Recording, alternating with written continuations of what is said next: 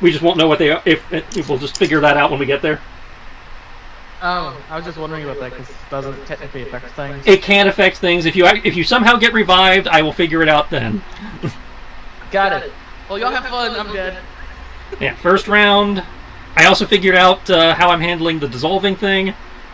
When you get to 0 negative your hit point value, you will be dissolved enough that we will need more advanced resurrection.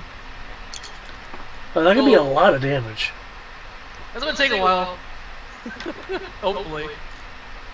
And so you are resistant to acid, I believe. Mm-hmm. So, top of the Nemesis Rex's turn. You would normally take 60... no, wait. Okay, you take 10d6 acid, halved. Oh, shit. It might be a little bit quicker then. Well, mostly. So what is it, maximum damage? No, it says how much acid damage he takes. I'm rolling it. Okay, so 10d6 halved, and yeah, this is going to take a while. It could be a lot, it could be not. I'm just going to start counting up, and as soon as my health is full, that means I hit max. I was just going to do it as a negative tracker there. On average, it seems like he's going to more or less take somewhere between 25 to 15 points of damage per round. You can hope. And if Tristan rolls really well... Whoops! Hang on. I misread that. That is 16. Let me roll an extra 66. So that becomes an additional 11. There we go. That's what I was more expecting. Okay, so 25 points of damage roughly per turn. Okay. Yeah. So in about eight or 9 rounds you'll be dead. So do I have you guys on the map? I do. Awesome. Get that boss battle music back. Okay. I've got to figure out what the hell I'm doing.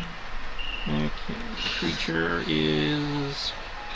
pretty badly injured. Currently only one creature can reach is David. That didn't stop it last time.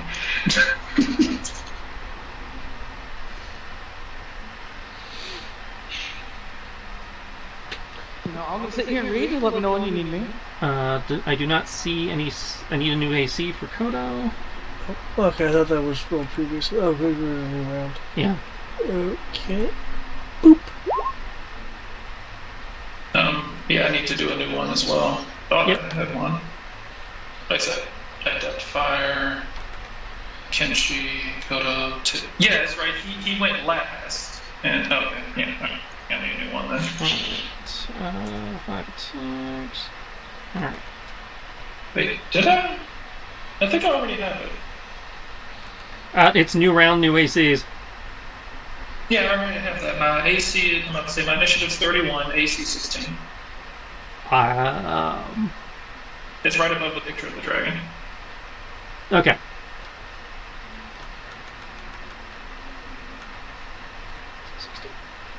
Let's see what this person can do.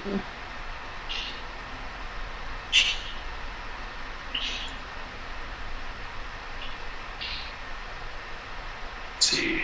Do I save Kriv or try to take this thing down? You probably wouldn't be able to save me until you took this thing down, because you have to revive me. I'm dead. Well, technically you are still within Revivify if they can get you out. But to get me out, you're probably going to have to kill it or go in it. I'm not disputing that. I'm just... Now, granted, there is a way for me to save you. There is a way for me to heal you while you're inside of this thing. Yeah, if I was still alive, you would have been able to kill me. Wait, you already failed all 3? Yeah, he is out of saves.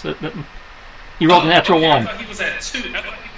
And on his turn... No, on the Tarask's turn, he takes an automatic failure because he's... Gotcha. So now, or rather, sorry, Nemesis Rex's turn. I keep fucking that up. Anyway, so yeah, at the start of the round, i.e. now, he is at 0 and dead. Okay. Because I failed one of the saves, and then I succeeded the other. Yep. The only way I wouldn't have died from this is if I had rolled a nat 20. Okay. Because the nat 20 would have been automatically saved. And then I would immediately go back into dying from the acid. God damn it, this asshole either has X-ray vision or I'm not hiding it well. Or, they're just targeting an area, and they have height.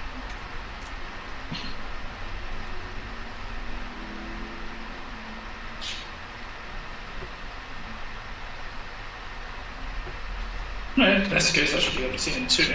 Right. This is good. Given how tiny you are,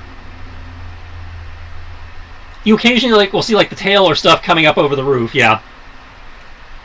So it's not full. I won't call it full cover, but it's technically more than 3/4 cover. But I know you ignore cover, so that's kind of a moot point. Okay. I am not rechanging my macro, so attacks versus Kenshi are technically attacks versus Kodo. Okay. For the purposes of this roll button here.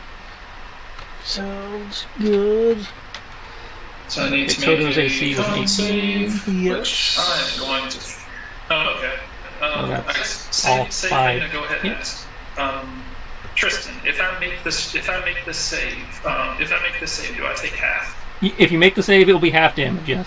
Damage check? Okay, then I'm not even going to bother rolling, because I'm not going to make, because even if I make it, I'm still at 0. So in which case, I'm going to... Normal, I think it's piercing slashing. 1 second.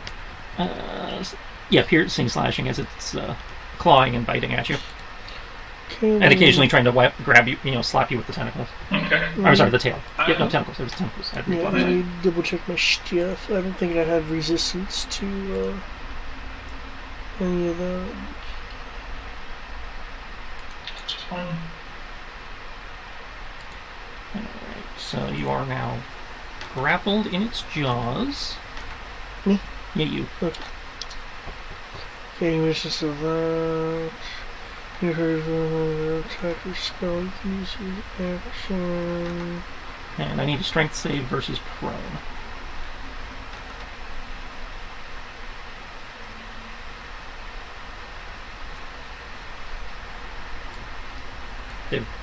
I'm reading. I'm reading my my item because I know healing and damage. Right. Well, while you're doing that, Brian, it sounded like you were trying to do something. Is affected by it. Yes, I'm at 0, but I'm going to use alternative hit die because alternative hit die are to me what hero points are to David. Mm-hmm. So I'm going to use still standing and spend a recovery die as my reaction to remain standing with 1 hit point. Okay. 2,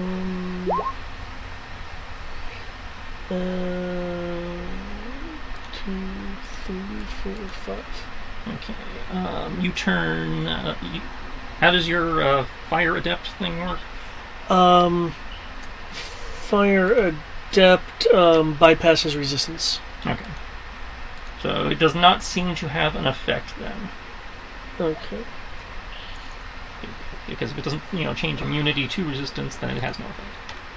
And you want a strength save? That is a failure, so you are technically prone as well, but as you're hanging out of his mouth. Oh, wait, shit. I forgot a thing. I apologize. Mm-hmm.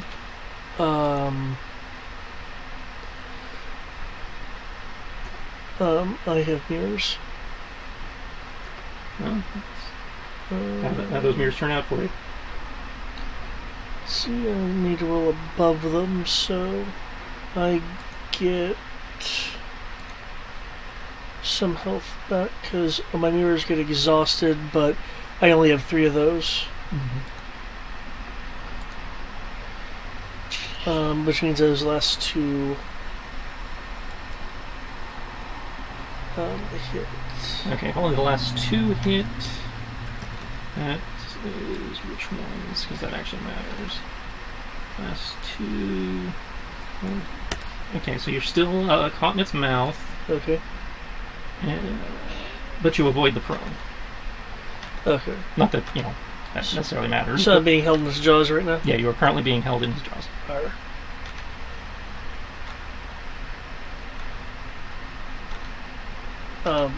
Just so you know. Yeah, no, I put that up there so you could read it. Okay. The question was being addressed to. Okay. There we go.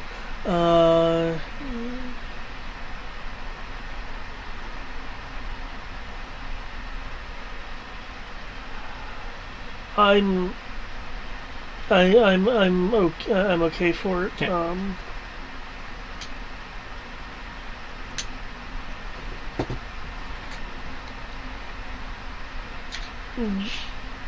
Only questions I have can be discussed later.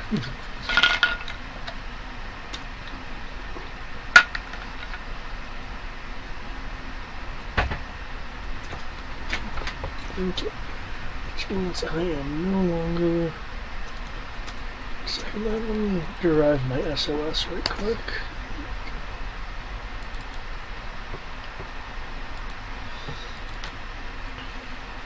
Alright. So you took your damage, I believe. Yes, you marked off your appropriate damage. Yes. Ryan did his thing. Does that effect linger? Let's see, you're immune to restraint, as I recall, Brian? Yes, I'm immune to grapple, restraint, and all that fun stuff. Okay, so a shadowy rift opens up, detonating around you, blasting you with intense cold. Wisps of darkness seem to be trying to grab at you to hold you in place, but you're able to worm your way through without issue. Okay. And there you go. That's it for that. That brings us to Tibbs. Okay.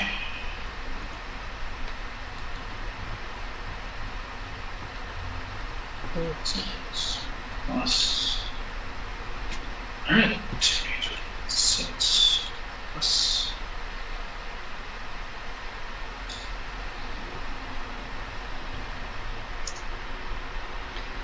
Yeah. Copy, paste. Paste. Paste. Okay. Cool. So, Tibbs is gonna. Yep, ignore resistance. Tibbs is gonna take a step back.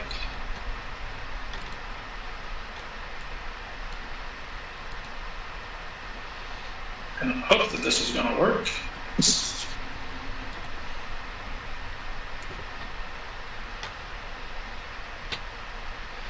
Still got this going. Alright. I have a silly question, but I'll wait for my turn. Yeah.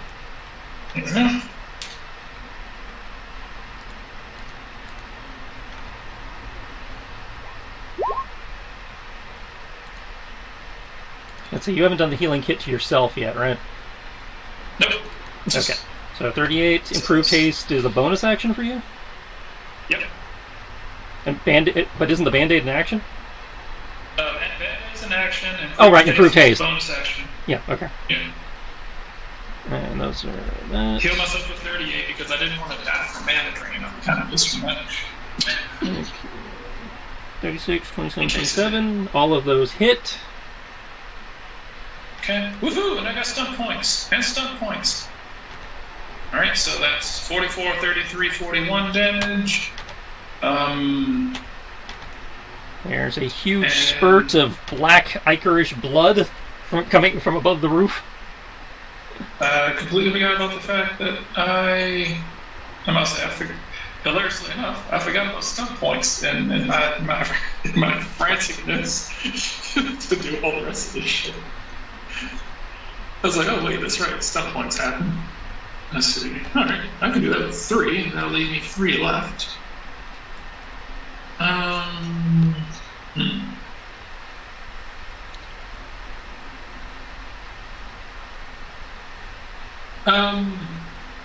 What?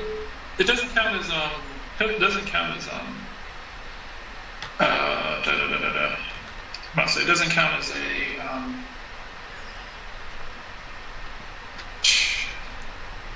it doesn't count as disarm if he's still shooting on him, does it? No. Okay.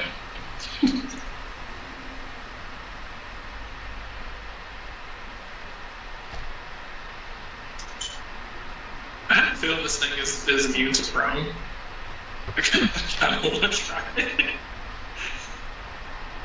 But it's a T-Rex. I want to believe that it can be knocked prone. But I have a feeling that it can't be, and I don't want to waste stun points thinking that it can't be.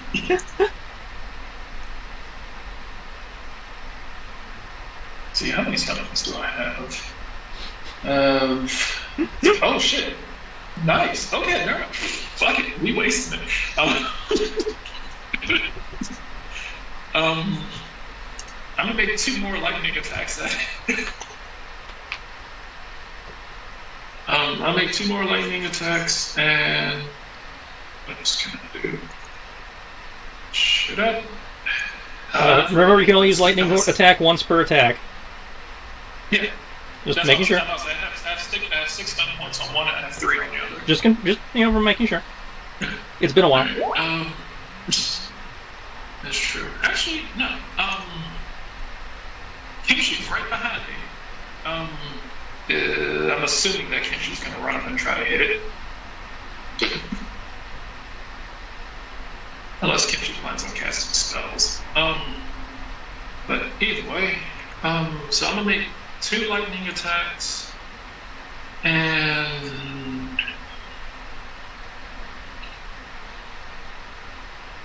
myself with a target of 5 feet.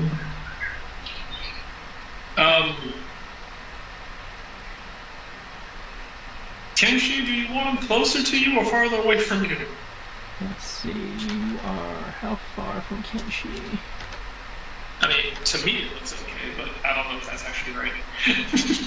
That's 145 feet.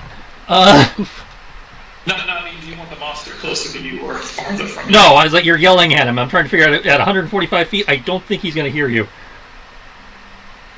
30-some yards?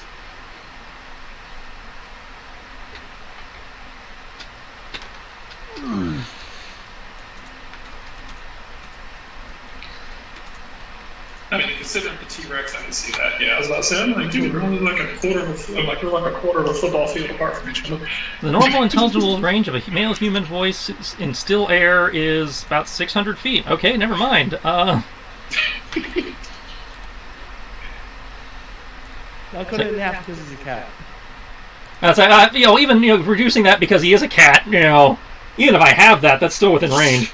600 feet, normal conversational level? No, that's shouting. Oh, okay. Yeah, that'd be Because that seems 2 excessive. football It's fields. just a talky talk.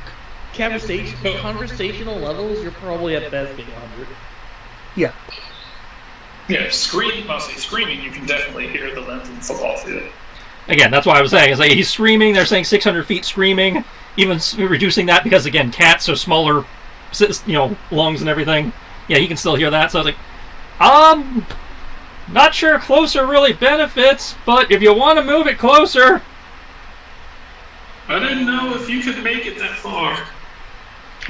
In its mouth. Sorry. Okay. In which case, how's about I help set you up? I'm going to use setup, and I'm going to give. Create an opening for an ally can exploit. Pick an ally. On their next turn, the ally receives a +2 bonus to their next attack or to the ability check of their choice. So. +2, okay. Okay. So yeah, I'm gonna make 2 more attacks against them. Should I seize the initiative? Probably, but he's probably gonna. But chances are he's gonna end up making an attack and seizing it back. You never know. It's still worth taking it. You never know. Because I'm not trying to antagonize the GM with like a seize the initiative off. We've had enough back and forth here. If you want to seize the initiative, I may not generate stunt points, and if I do, I may choose to use them elsewhere. It's up to you, man.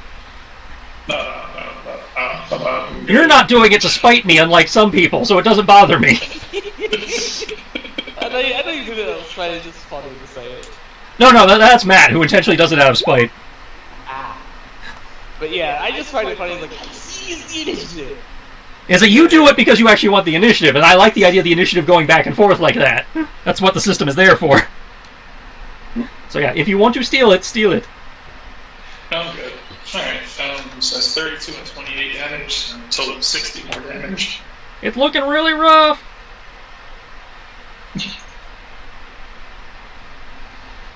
I did my part. Okay, that's it for you? I'm going to... And God. Yeah, I'm just gonna move. Kind of figure out where I can move because apparently this thing can just see me. Fuck, whatever. I'm just gonna try and hug the wall. I'm just gonna disappear over here. Try to hug the wall back here. So you're trying to go for total cover, okay. Yeah, I'm trying to hug myself. I figure if I'm really tiny, unless he's actually peering over the roof, he should be able to see me. At which point they're firing blind, which is disadvantage unless they're using AoE attacks. Hopefully with legendary actions. I don't know if you can... Fuck it, whatever. I'm like, legendary action! It's gonna chew. Oh no. Pretty sure 28 beats 18.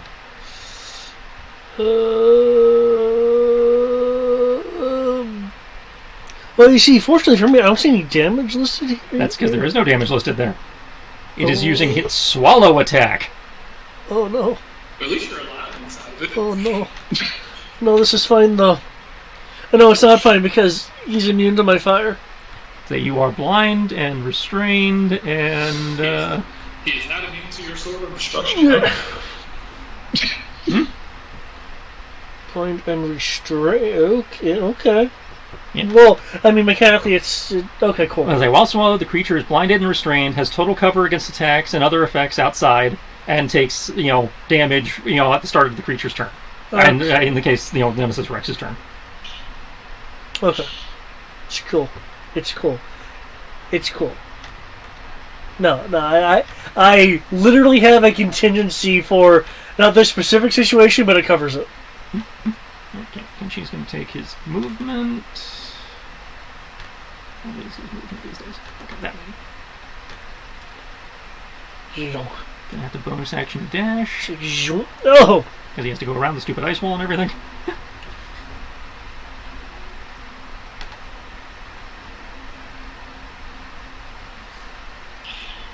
Okay, he does not get his bonuses because the creature is faster than him. Okay. All his attacks miss. Even the 28. He doesn't have that advantage because the creature's faster than him, so the 28 doesn't matter. Shit. So he comes up with his sword, does the arrow strike, and it just sparks off the creature's shins. It's like, fuck!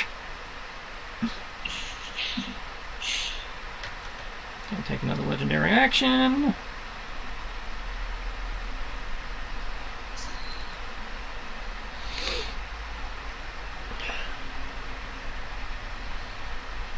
Seeing Kenshi down at their feet.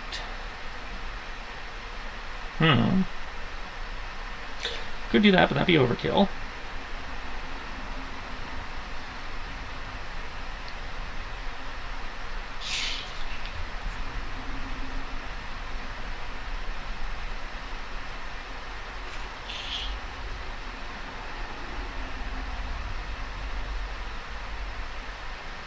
He's gonna eat him too. That would be funny. Yeah,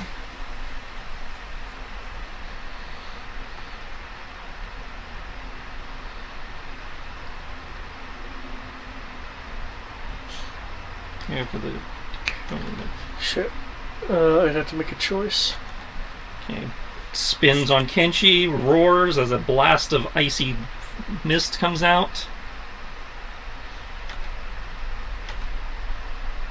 That is a fail. No, that would have to be the choice. But he can use his reaction to take half.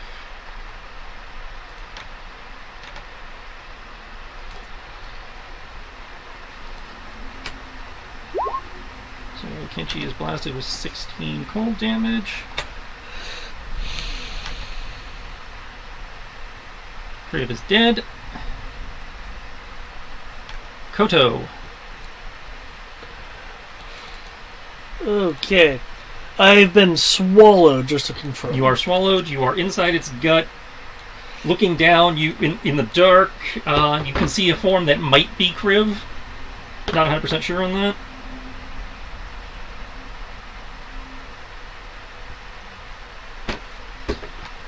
That's why he's on his armor, so I guess he's not super distinctive.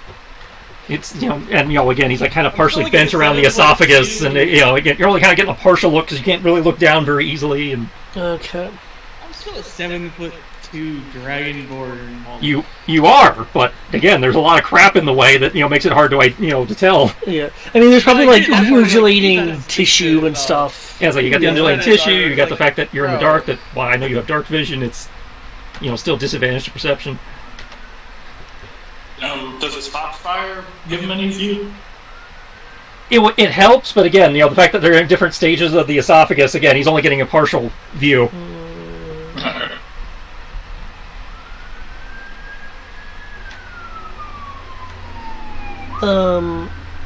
How close am I away from the possible crew? Let's see, he's been down there that much longer than you. Somewhere between 30 and 40 feet. Again, kind of hard to judge. Oh shit, okay, yeah.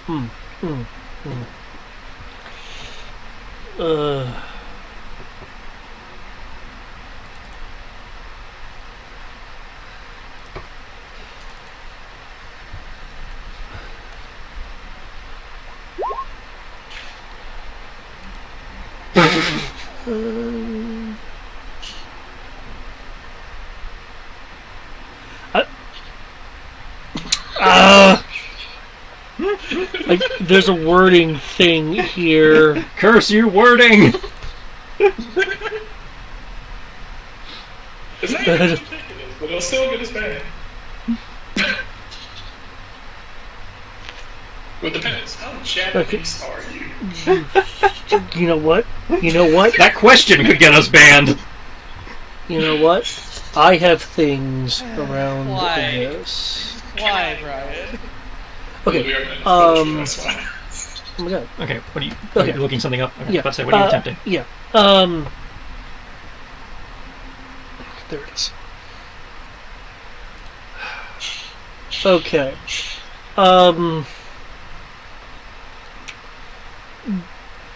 Okay. Not that I can do what I was wanting to do. Well, I guess I still kind of could. So here's a question. Are we strictly adhering to target creature is invalid due to dead? I will play it by ear based on what you're attempting to do. Okay.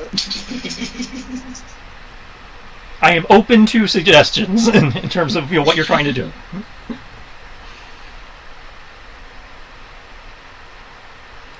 Okay.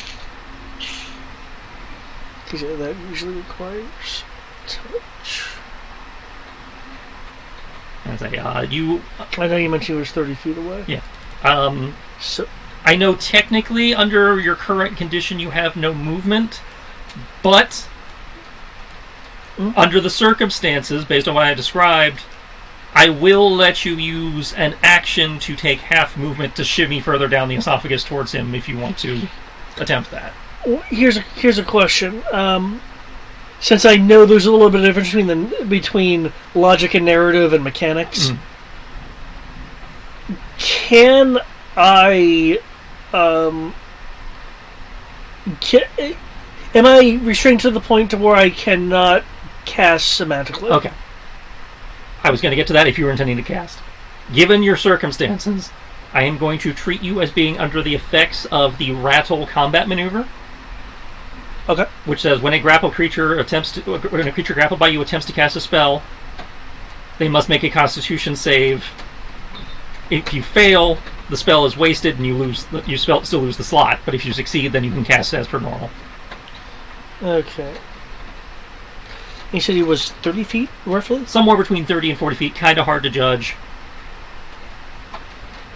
Okay, you said I could use half movement to shimmy.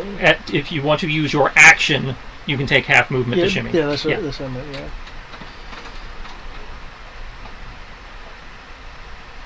I don't know what your movement is, but...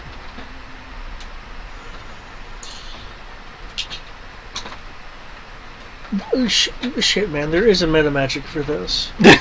There's a meta magic for casting while swallowed. No. It's like a specific thing I'm looking for. I knew I had some really weird ones in that third-party G-Doc, but damn. It allows because it's distance. It's going to be under D. Okay. There we go. Okay. Got that razor hail again. Okay, my movement.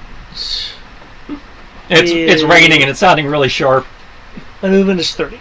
Okay, so you can take 15 feet of movement. Based, if you assuming you take that, like you said, you replied you were going to. Your guess, now that you've got a closer look, you're guessing at this point 15, maybe 15, 20 feet. Okay, is it more identifiable as Kriv versus being a assumption? In the semi gloom with the partial dissolving and everything, it does look like. You don't spend a lot of time looking at his lower half, but you're inclined to say those look like black scaled legs. Okay.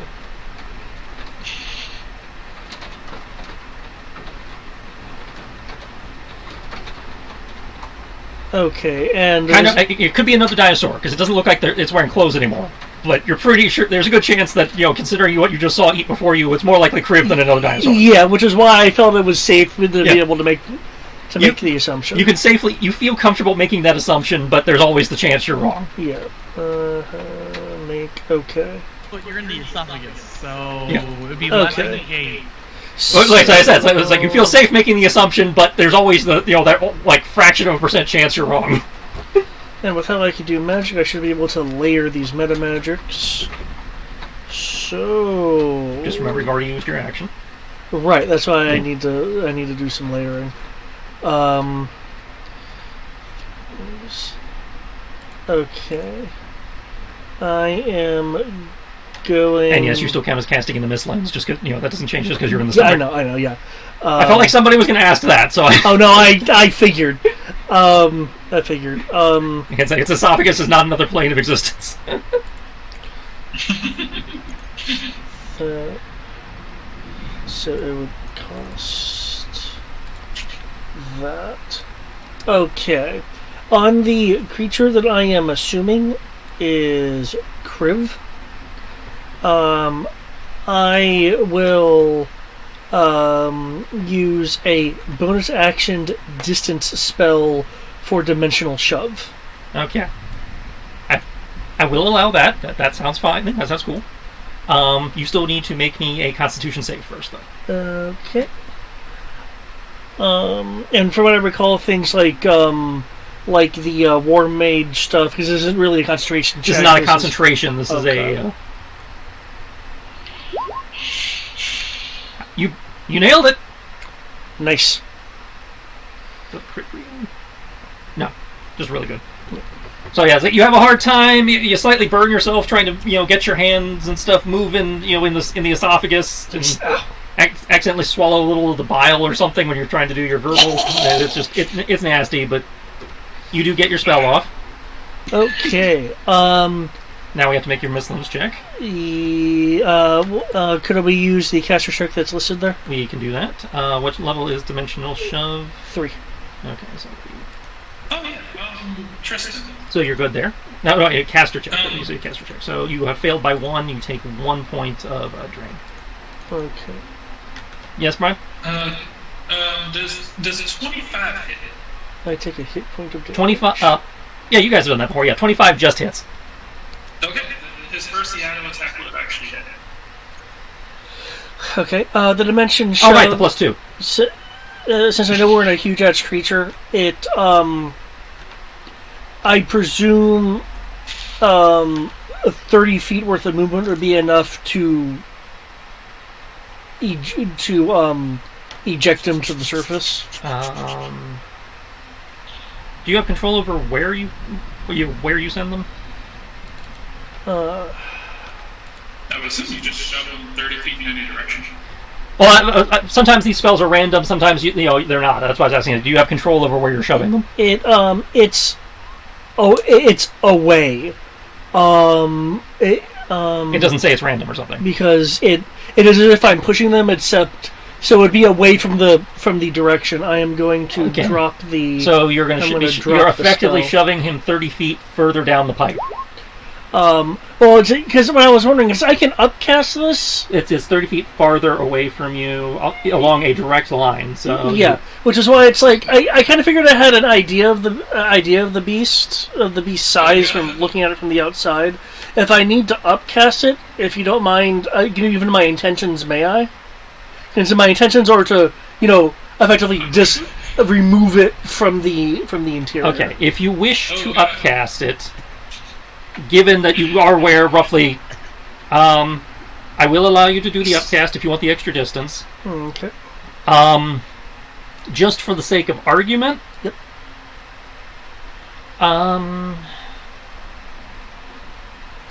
Let's go with survival or perception, just to give you a rough idea of orientation, so you have an idea of so you can actually. Okay, you said survival or perception? Yeah.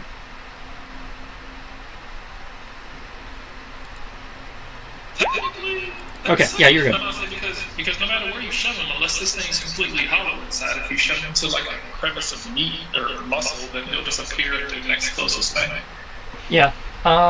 Which would likely be the surface at that point. Okay, so how high are you upcasting it? Well, I mean, would one level for a total of 60 feet? Oh, be one enough? one level. You are pretty sure one level is definitely one additional level Okay. will be more than enough. Okay. So I'll just be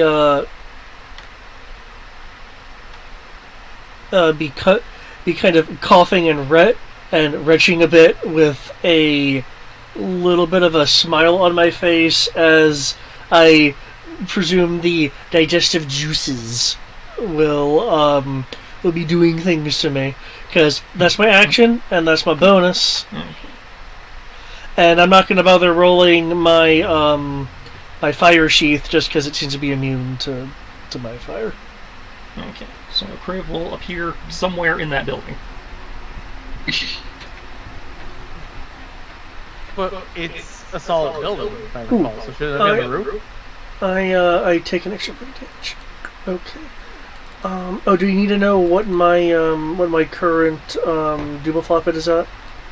My No, as long as you're tracking it, Okay, I wasn't sure if it reached certain threshold stuff happened. you have just the half and the whole thing. Okay.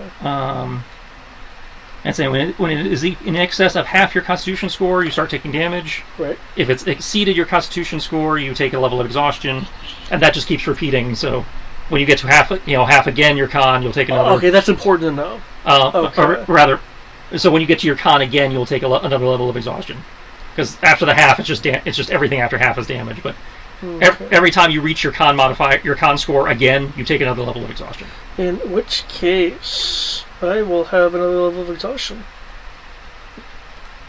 And it's like from inside the pocket to the pocket space, it appeared to all be one space. Yes. Oh. God damn it.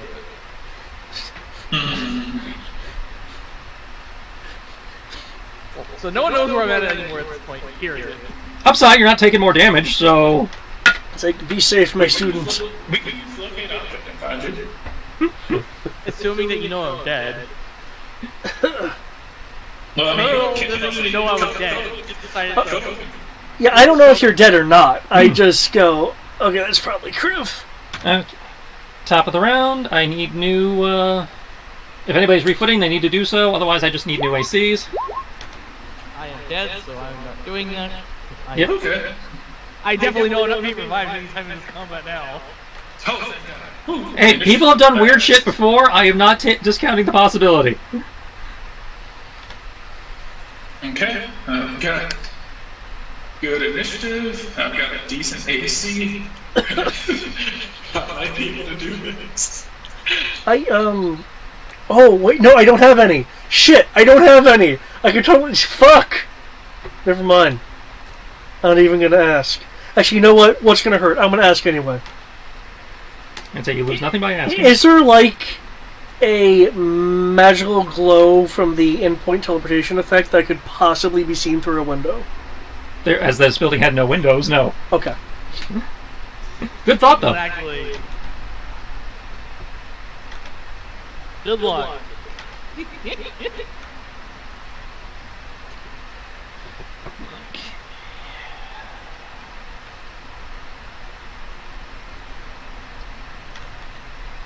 What is your movement, big guy? 40.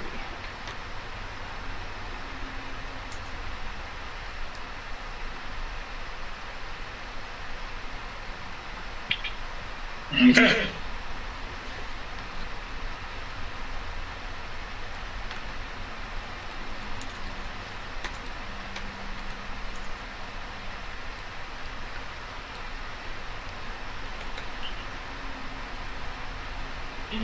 Come around the corner.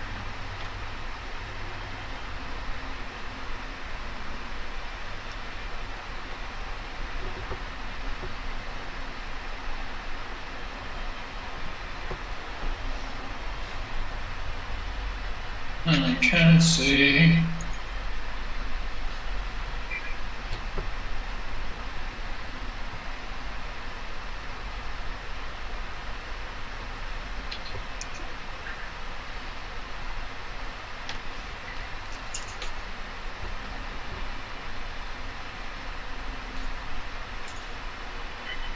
Okay. There we go. This might actually save me. Okay. Here we go. Thank you, Grace. I'm waiting for that damage. And I'm noting that minus 11 are on my calculator here. And here we go. It's going to take some attacks at Kenshi, who has not gotten his reaction back.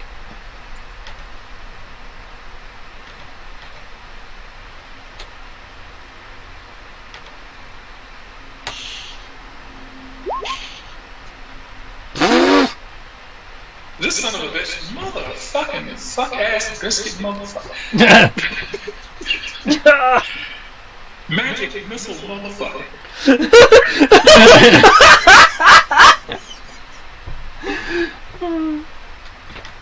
You know what? You know what? I don't feel bad about this anymore. I don't feel bad. I was feeling bad for a minute on what I was about to do. Now I don't. No, fuck this guy! So Kenshi does get knocked prone. I was trying to be the good guy. I'm gonna redrop myself because my token is not tracking. By all means. 13.1. I'm not a GM, I can't do that. 1 second. Yeah, gotta roll for his thing.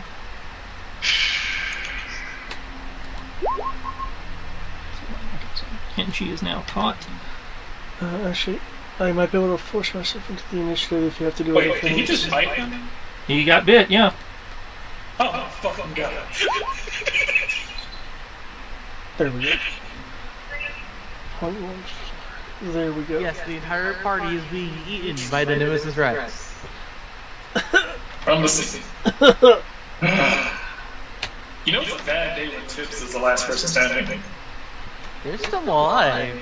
And so yeah, Kenshi's not down. He hasn't been swallowed yet. He's just kind of stuck in the mouth, kind of trying to hold his sheath to keep it from clamping down.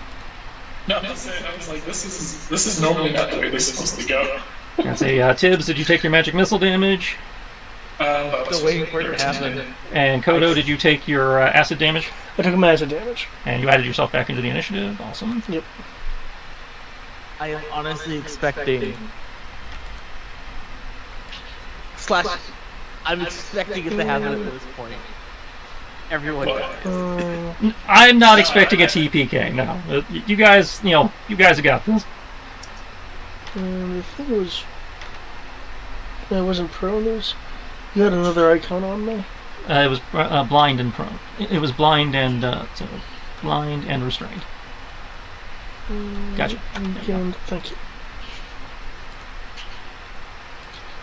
Yeah, blind didn't stay. Well, at least there's one Yeah, thing. I already had blind on You there. actually teleported me into a place I could stand. So that technically means that I didn't fall at least, so I didn't take more damage. Well, in this case, the fall, even if you did take fall damage, it wouldn't matter because it doesn't affect your ability to be revived. Fair. Still worth noting, though. Yeah. Because I was going to give you fall damage, but it's like, yeah, breaking a few bones on impact really wouldn't matter at this point. Okay, that brings us to Tibbs. Okay. One moment. I'm doing bullshit. It's not bullshit. It's time for glass number 4 of the whiskey. Let's see. Alright. And I believe that allows me to... Actually, no. Okay. Cool. Awesome. And so now I'm just rolling damage. Assuming that any of these hits. 2d12 plus 8. Okay. Just gotta copy and paste this 8 times. And good to go. The only thing I can do that's worse than shooting one really big bullet is shooting 8 small bullets. 7, 8. Okay. I'll say, so I'm leading off with using alternative hit die. Take a breather. Expending recovery die to regain use of a feature that normally requires a short rest to recharge. Okay. And I'm recovering the worst thing that a fighter can possibly recover. Action Surge. I'm going to use my Action Surge, along with my improved haste, to shoot 8 times.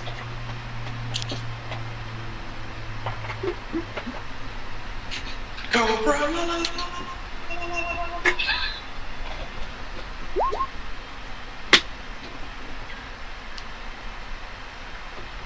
Okay, it's 1 hit. 2, Jesus 3. Christ, half of those miss? Yep, 1. So 1, 2, 3, 4 hits. Okay. Cool. So third attack does 32. 32 allows me to do it again, and the 27 doesn't. The 32 gives me a plus. Okay.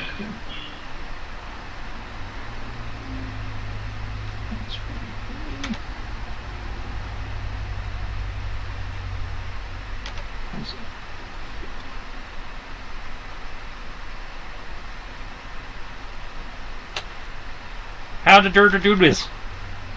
Oh, yeah!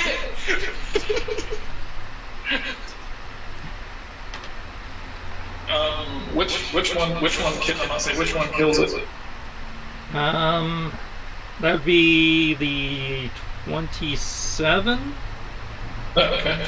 Cool. I would like to, first bullet, since I see run around the corner, see Kenshi in his jaws while I'm running, kind of desperado style, just dive from behind the building, just try to shoot his jaw, aim for like one of the exposed muscles to cause his jaw to kind of slack, hopefully causing Kenshi to fall out of his mouth. Okay. And hoping then when it just turns around, just start just riddling it with the rest of the bullets that are necessary. I was like, you come running, unloading your, I think it's the pepper box, into the creature. It rears back, howling in agony as its jaw opening wide. Kenshi uses that opportunity to leap back out of it before it stumbles around for a minute, kind of woozy, and then collapses into the side of the building. The building taking the impact without seeming to take any damage as the creature just kind of slumps over the rooftop there. We need to make armor out of this building. I would also like to use my stuff points to seize the initiative. You would do that if combat was still a thing. Okay, so Nedry's not a... Okay. No, he was the Tarash. Rex thing. Nemesis Rex. Okay. There we go. Problem solved.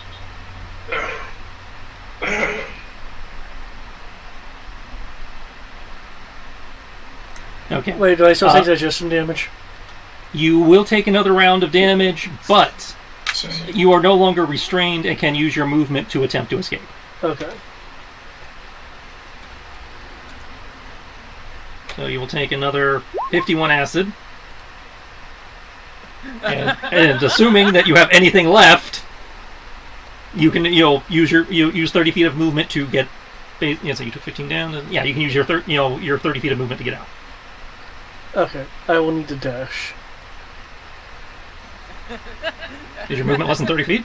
It is now. I have exhaustion, right. Okay, yeah. I'll climb out. That's like once you get about up to the uvula, like Kenshi will like extend a hand to help you.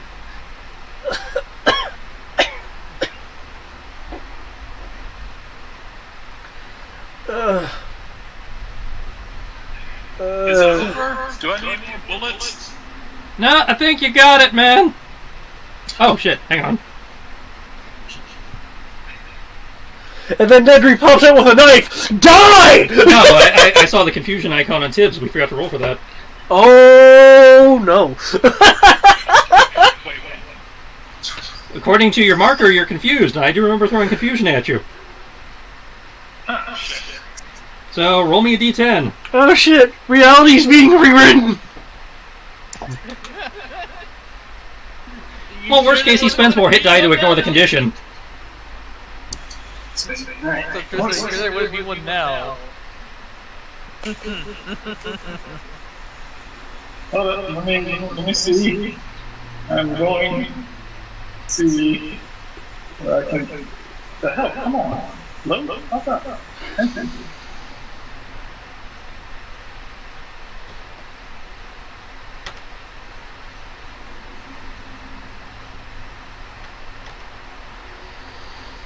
Let's see.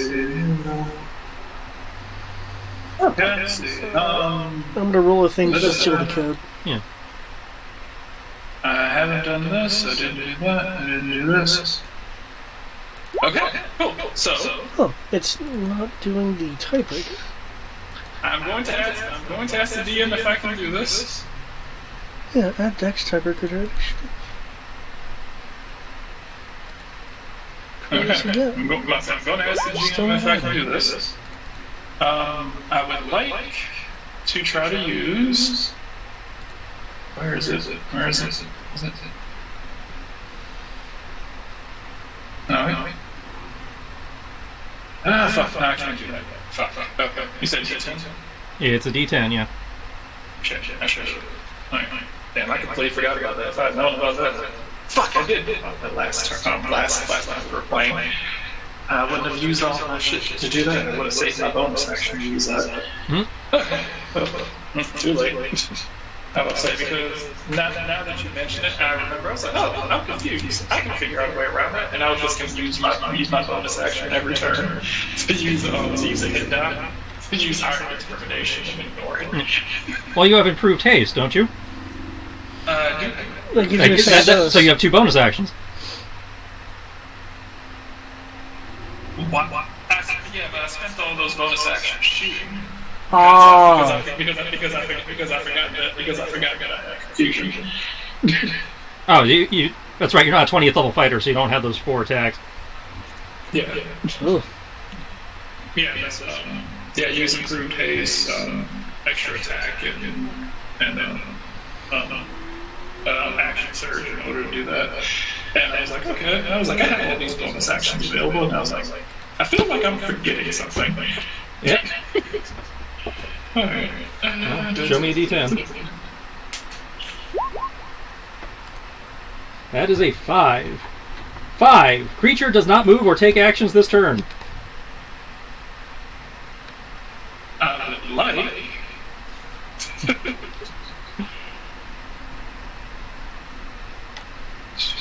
As history is slowly rewritten. Not yet. I would like to try again. Do you have a thing? Yes, I do have a thing for that. I have a Blessing of Fate. Okay. Does that work on Does Blessing of Fate work on this? Blessing of Fate is an ability check, right? Let's see. Reroll their attack roll, ability check, or saving throw. Was this? This is none of those. Shit. No, okay. It's an effect roll. It's an effect. Alright. See, let me see if I have anything that helps me against this.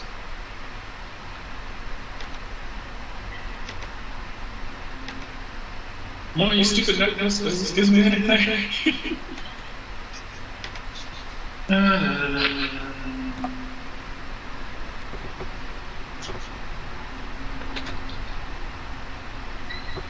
Upside, Coda, that means you get those 51 hit points back.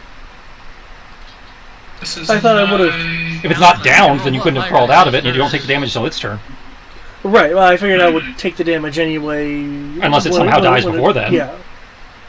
It's still possible to kill it before you take the damage. Restrain conditions. No.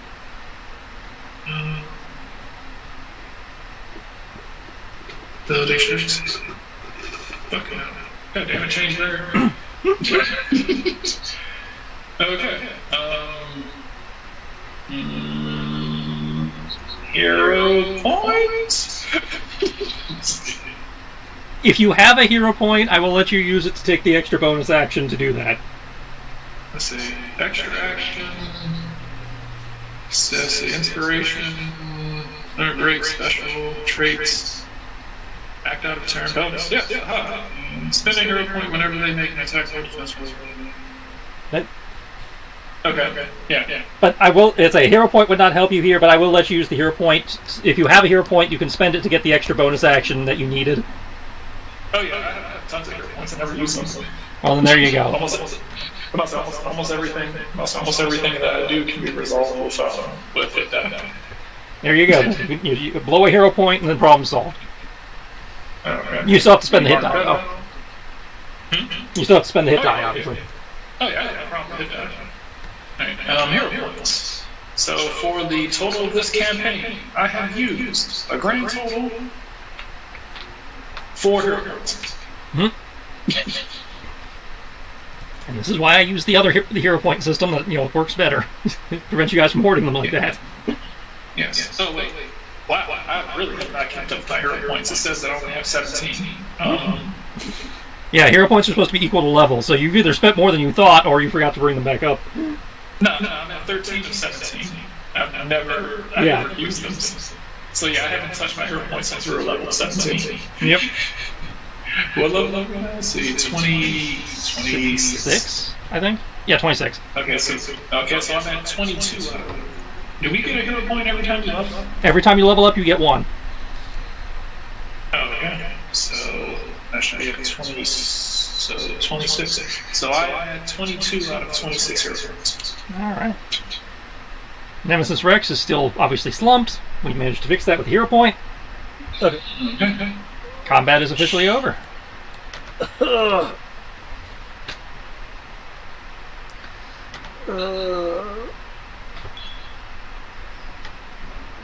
How's everyone doing? Been better. Anybody know where Corinne is? Is he still in there? If it was him, then he should have been out after I was swallowed.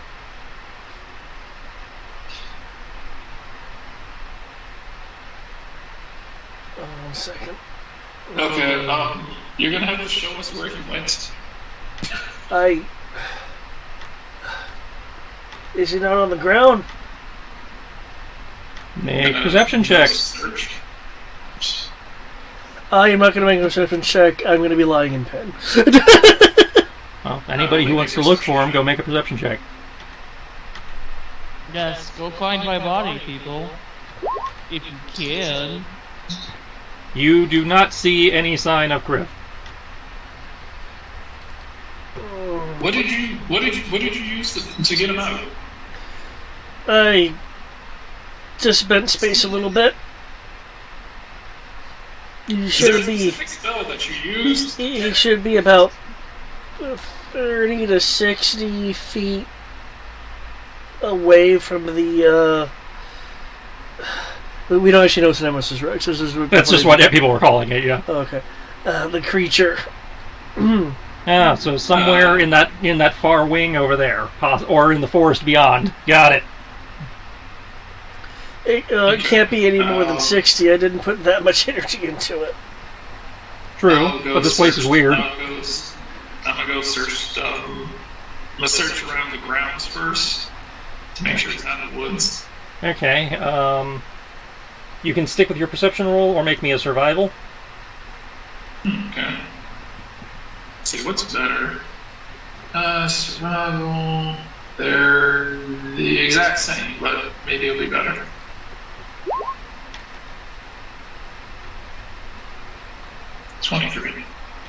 Okay. You see signs of plenty of other of these predator type creatures wandering around, but you do not see any sign of Kriv having gone through there. Okay. So no sign of his body and ending up out here and being dragged off by these little scavenger things. Okay, cool.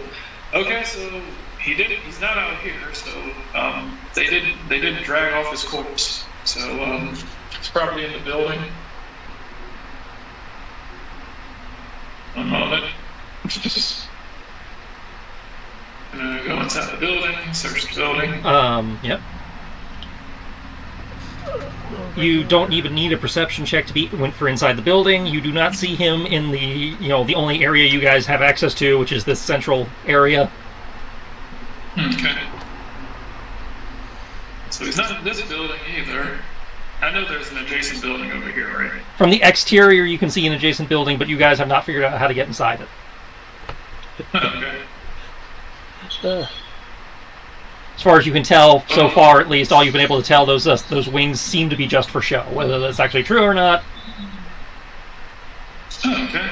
Well, let's come back outside. I was like, well, depending on what I say, based on what's going on, technically, we don't have a way of, we haven't figured out if this is actually a building. We haven't figured out a way into it. But it should be able to walk. It should be able to use magic to walk through it. Because if you use magic to shove them in there, it should be able to use magic to get through it. That makes sense.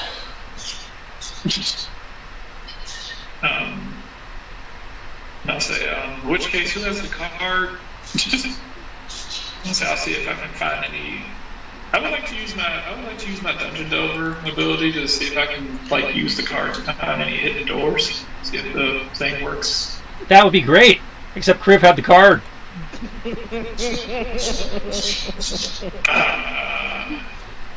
There's a reason why I'm sitting here laughing at this whole situation.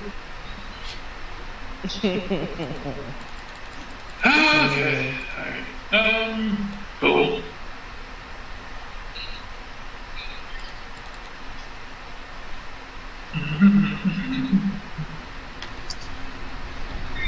Alright.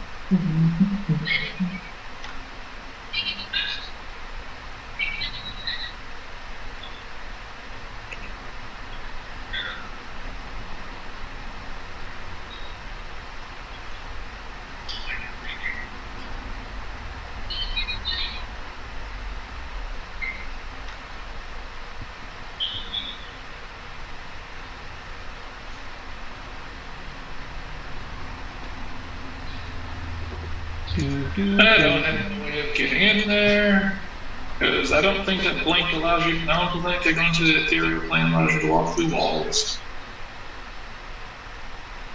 Make me an Arcana check.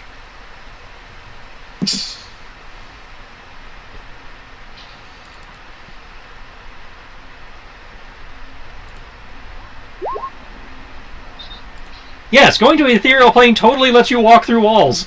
That's the whole point of the ethereal plane. I thought that's a wall. Did we lose him? Hello? No, I'm still here. Oh, there he is.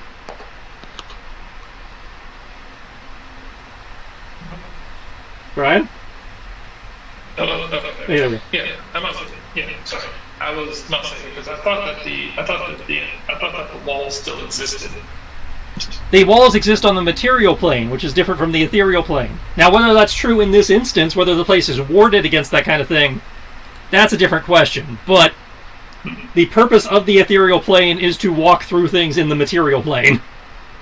Okay. You can still see that there was a wall there, but you can walk through it because you're on the ethereal plane. Yeah. Assuming it's not warded in some way. I'm gonna go ahead and assume that if he used magic to throw him in there, then magic can be used to walk through it. I'll say magic fill him in. I'll say dimensional magic fill him in there. Dimension. I'll say using some sort of other magic should be able to use. I'm just gonna go ahead and use that. I'm gonna cast blink on myself. Okay. Roll me a d20. And also, what level are you casting Blink at? You can only cast at one level, I thought. It only has an effect for 3rd level, but you can use higher level spell slots if you choose to. Oh, I wasn't aware. It didn't say that. Okay. It doesn't say that because the spell doesn't have a special effect for upcasting, but in the magic section of the book, they do tell of the player's handbook, they do tell you you can use higher level spell slots for lower level spells, and it may or may not have an effect depending on the spell. Okay. Before I do this, do I still feel the effect of confusion, or is that? Confusion. Your confusion stopped when the creature died. Okay.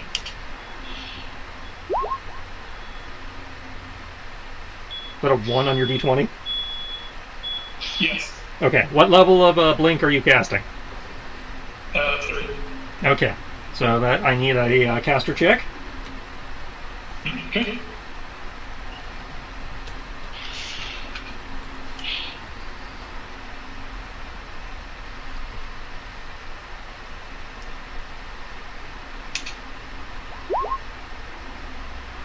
Okay, so you do not take any drain.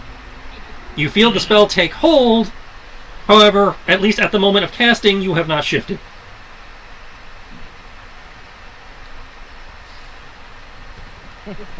Wait another couple seconds. Roll another d20. Oh, yeah, that's right. Fucking blink. Yeah, it's like Blink is not a guarantee. You want etherealness. Nope, still no shift.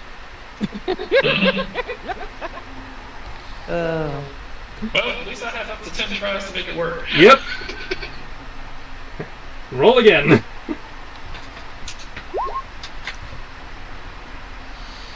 Still nothing.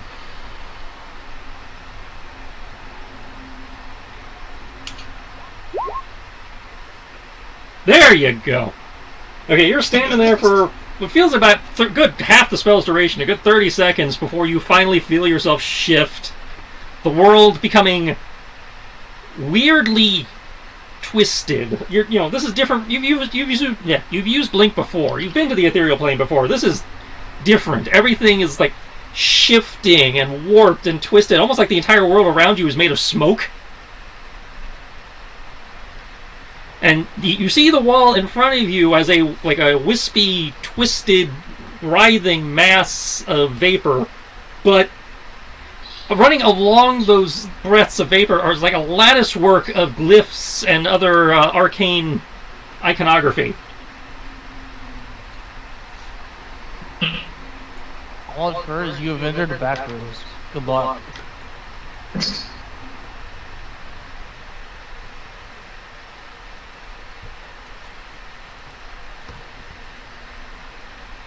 Okay.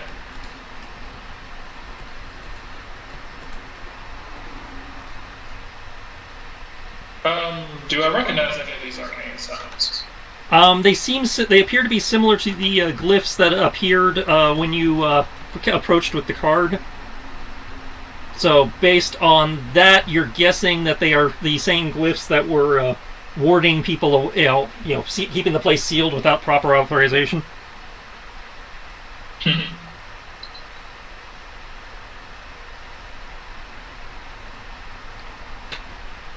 Okay. Gonna place a hand on it. You're placing a hand on the vapor wall with sigils. It feels solid to you, like it is still a wall.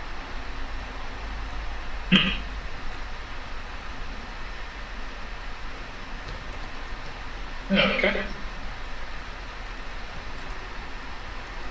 Cool. All right. I'm gonna look back over to. I'm gonna come back. Okay, how are you coming back? You can either drop the spell or wait till the start of your next turn to shift back. Wait for the start of my next turn. Okay, so we are on turn 6. Yeah. I'm gonna yell over to Kodos like, I don't know how you did it, but I can't get through this wall. Can I hear him? Yeah. He's less than 600, 300 to 600 feet away here. Like, if he's in here, I can't get to him. Okay. That's some of your sorcerer stuff. Ugh.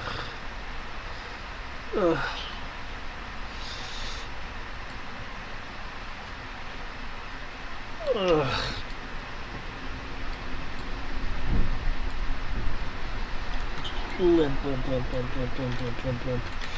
Ugh.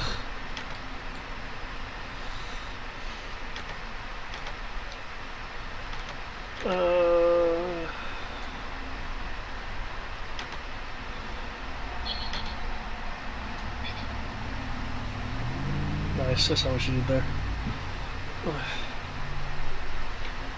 Wait, the wording on that is, if I can freaking see my destination, I bet you that's what it's gonna say. I bet you. Ryan, make me another d20. Okay. You're still blinking. Okay. Yep, you're still with us. Okay. Oh yeah, by the way, guys, I might blink out of existence. Oh, you can tell as long as you have identified location.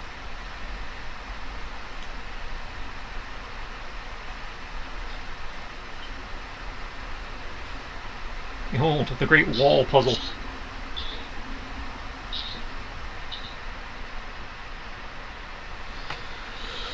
Oh, well, shit. No, that's not going to be a good thing. Okay. This wall just looks like a wall, yeah? It currently just looks like a solid slab of stone. You know that from before that there is currently hidden sigils all over the surface, but without the card they don't appear. Shit, which one does have the card? Crib. Detect magic. The wall is definitely magical. Okay, but it doesn't reveal the... Okay. So, I was wondering if I could use that to at least see the glyphs. Given how detect magic works, you're not seeing them so much as sensing them, because it's not revealing them. You'd need something a little bit more potent than detect magic to actually see them without the card present.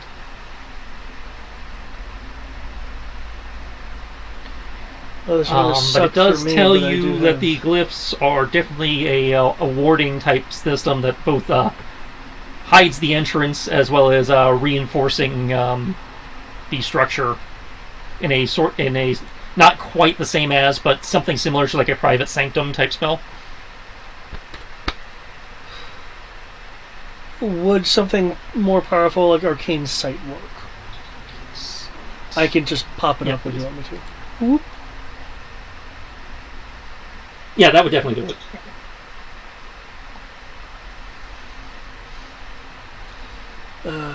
Because from what you can tell, they're being, it's a combination of illusion obscuring them and the fact that, until the card seems to be present, they seem to actually recede into the stonework. Oh. I think I know the answer I'm going to ask anyway. Because there's an illusion aspect to it, does my Kisane nature improve any of my ability to discern? If it was just illusion, yes, but because it's also like sinking into the stonework proper, and the card actually calls it out. Okay. So you're actually casting that, or is that the one you get from your thing? What, Arcane Sight? Yeah. I will be, but not quite yet. Okay. But yeah, from what your understanding of what you're looking at via detect magic, Arcane Sight would totally do that. And do you pop detect magic for free, or do we need to make another caster? I got that Warlock thingy. Okay, just make sure. Yeah. Tibbs, Yep. can I get some muzzles? Doable. I am at 1 HP. Yeah, any drain will kill you. My contingency doesn't kick in till the transition from 1 to 0, as I recall. I believe that's what you said. Because I believe the phrasing was less than 1. Yeah.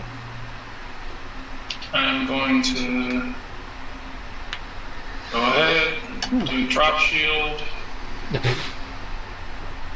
But it's literally the most cost-effective magic spell. All right. Well, mark off your mana. What level is drop shield? If my drop shield is definitely we have time, level 4. Okay, so that is that many. Okay, well, obviously need the caster check. Okay, no drain.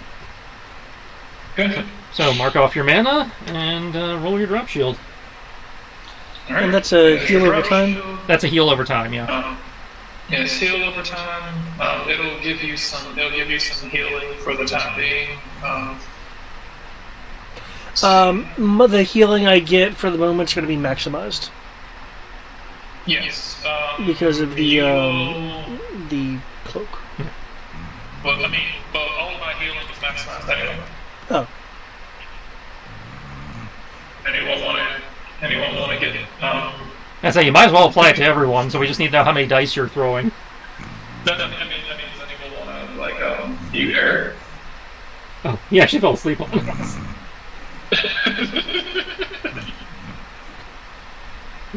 I don't know how to do it. You right click on him and hit mute. I can't do it on my phone. Yes. There's your problem. You're using a phone. Well, yeah, because Skype on my computer access goes even slower. Let's see. All right, so recover 9. No, wait, no. The plus the spell caster level plus 2, so that's 4 plus 6, so that's 10. Recover 16. That's it. So you're gonna stay here for the whole minute? Are you guys going to sit there for the whole minute? I figured you would, since you're not in a rush. But yeah, we don't know that he's dead. We don't know that he's dead. So is it 16 every round for up to a minute? Is that how that works? 16 every round up to a minute. So 160 total if you're willing to wait a minute.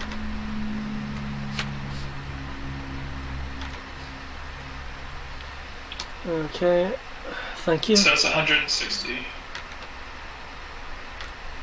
It's 160 to you guys, but because I'm me, I get even more. Because God likes it when I heal people. Caster check 18 versus level 8 spell.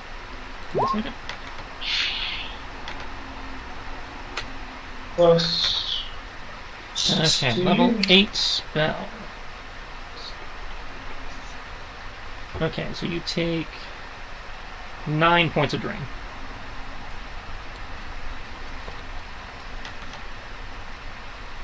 What is not maximum HP anyway? Did I just go up to max? Your max is 165 according to your token.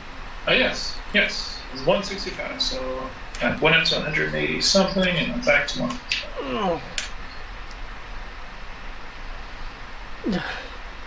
I'll be glad to get out of this place. Spell. So I figure out how David has almost twice your mana, and he's at 29, and you're still over 100. I never cast. I need to say about mana. I must say, I definitely didn't like casting beforehand because I always want to make sure I had enough mana to be able to, pull big time shit if need be. But definitely here, I'm not trying to be, casting, especially when, mana drain. Like throwing around, it's technically easier for me to just slap bandages on people. Even though you can only do that once. Okay, let's see if we can figure this out. Normally once is enough. Okay. What was that do? I said, okay, let's see if we can figure this out. And with the arcane sight, does that... Okay, the arcane sight reveals the sigils. You can make me an Arcana check based on the sigils, what you've seen, experienced up to this point. Okay, let's figure this out. So, what we have here is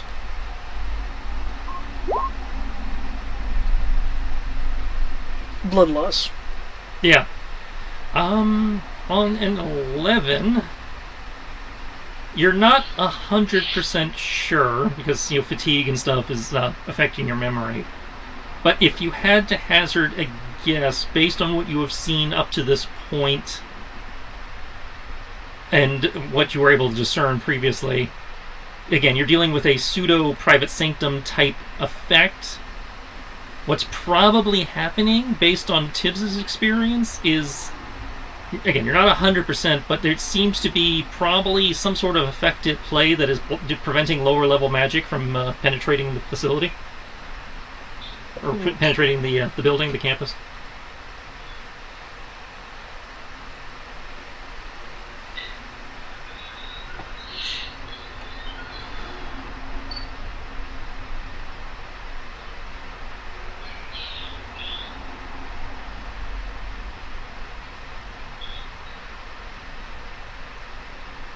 So we need high-level magic to make this work? Well, it looks like it's warding against various low-level transportations.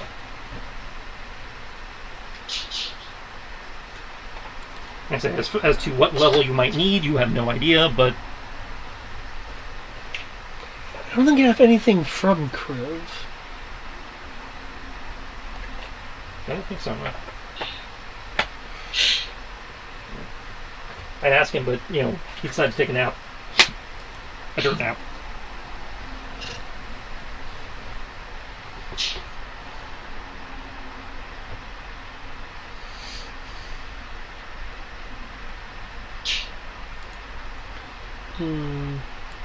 Can I look around and make a investigation roll with the idea of seeing if there is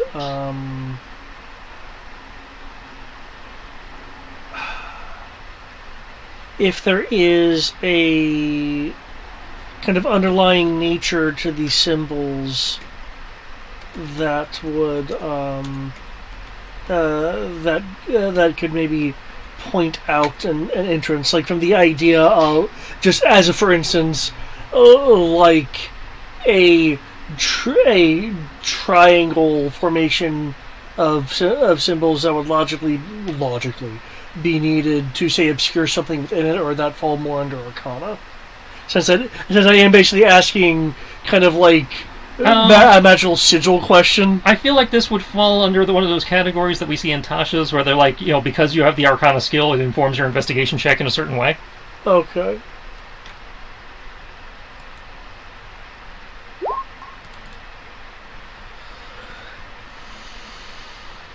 Okay, so that is a 16.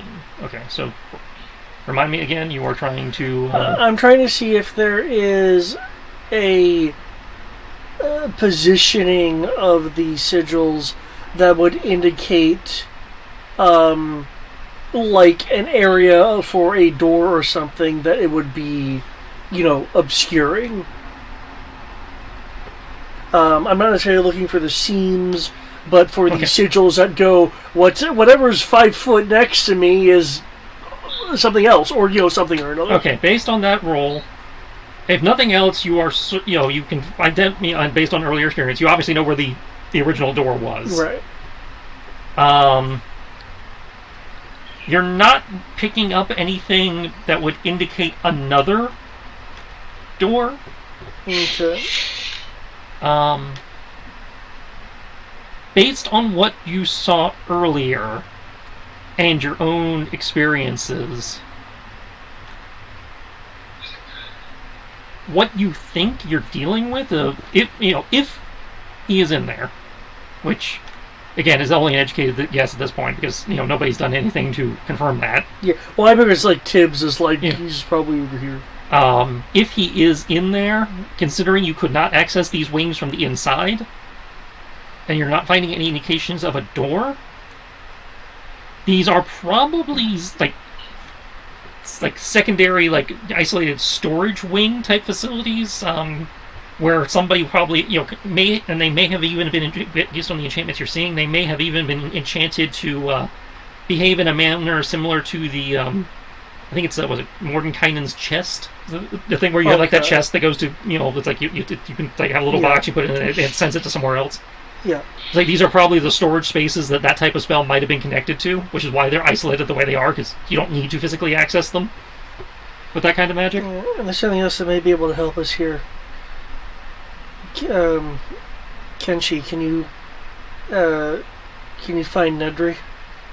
Says he did like make an announcement from the Nemesis Rex, you heard Nedry shouting at you from what it sounded like coming from the Nemesis Rex. Yeah, that's what I was recalling. Sure. Or maybe he has an extra key or a map or something on him.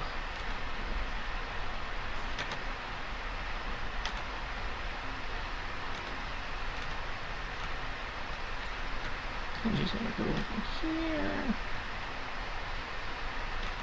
and make an investigation check. Don't think he has anything to modify that.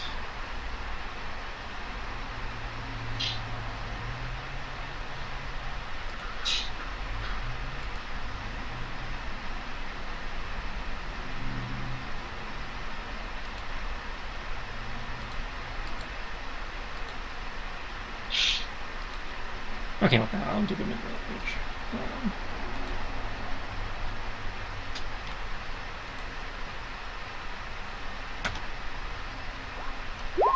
Yeah, good thing to. Okay.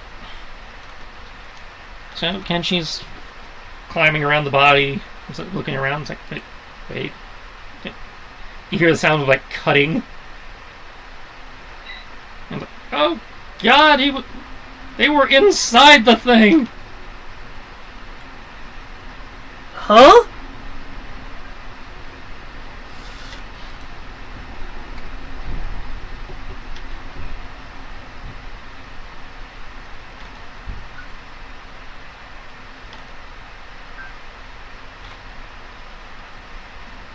Wait, what did he say? It's like they were inside the thing. I don't think they're going to be much help. Ooh, Why? any items?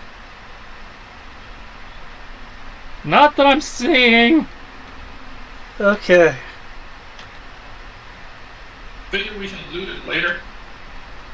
Well, I was hoping he had like a note or a map or an extra key. Yeah, What sort of shape? don't think so. What sort of shape is he in? Not Dead. good. Very dead. Okay. What was he? Not bullet killed or did Yes. Tibbs, I'm gonna describe. Not really my department. I'm not the medical expert, but I'm gonna describe what I'm seeing to you. Maybe you can help me out here. Okay. I'm proficient in Arcana. I might be able to help. Oh, you said you are proficient? Yes. Okay. Well, you see, there's insert description here. I'm wanting to assist him in a Arcana check to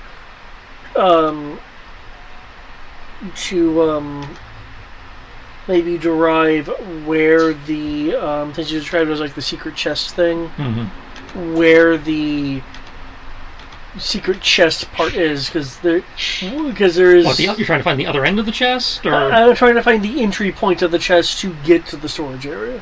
okay. So there seems to be a little bit of confusion then.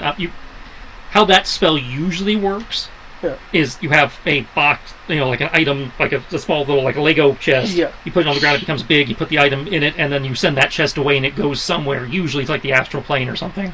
Yeah. This seems to be where that box would go if somebody was casting that spell. Oh, okay. Where were you? Because the other planes don't work. It seems to be that Okay. if somebody was using that spell, this is where that item would get sent. Okay. Right, so I think So it's the receiving end of that particular enchantment. Okay. I must say, from the sounds of it, we either need to dispel magic, or we need to cast a higher level of. Because this is a permanent enchantment, Dispel has a very low chance of working, if at all. Okay. You don't even have to roll to know that much. Well, okay. Here's a question. In that case, I know usually Can you that actually shove me through this? I probably could, but what I'm wondering is... Okay, and this entire thing is completely undamaged, you said? The wall seems to be completely unfazed by time or any effects of the fight that occurred here. Shoot, because I was going to try to see if I could construct a room under... No, essentially. Construct a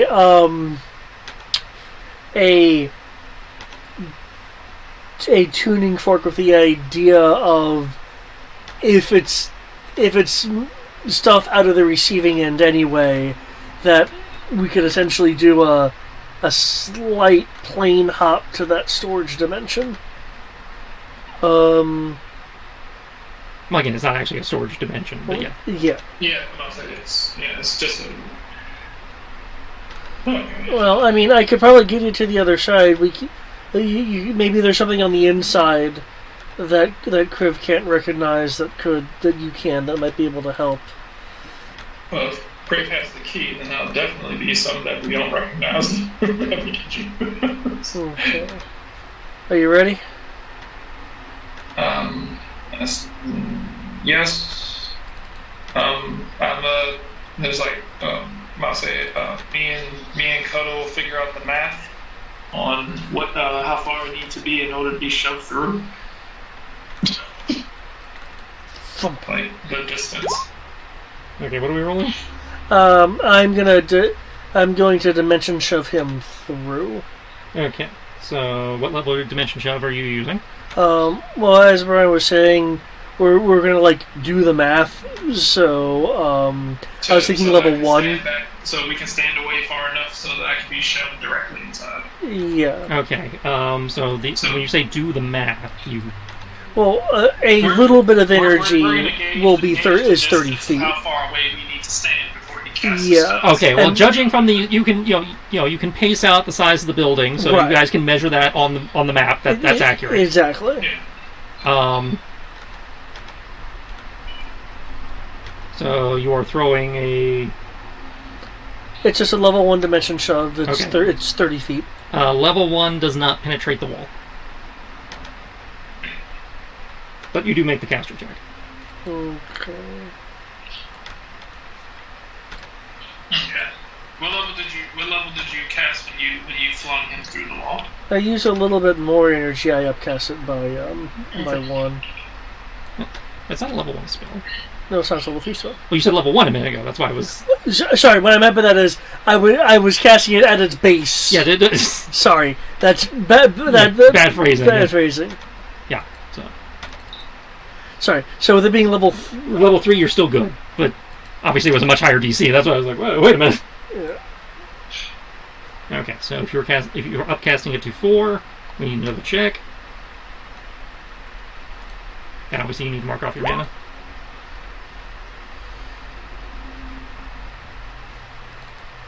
Okay, 24 on a level 4 spell.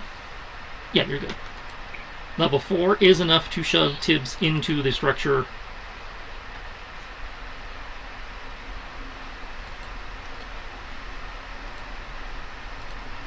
I'm gonna be drinking some mana potions. Okay. Okay, Tibbs, you appear inside of a totally dark stone room. I believe you have dark vision. Yeah, I do have dark vision.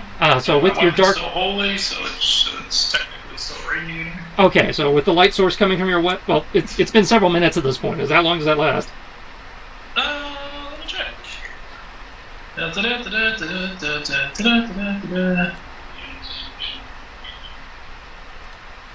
Hour. Okay, so it lasts an hour. You still have some time left on it. The light coming off from your weapon puts you inside. Reveals that you are inside a completely featureless stone room. Mm-hmm. It's basically a large, for want of a better description, it is a large mini storage concrete box type unit. Okay.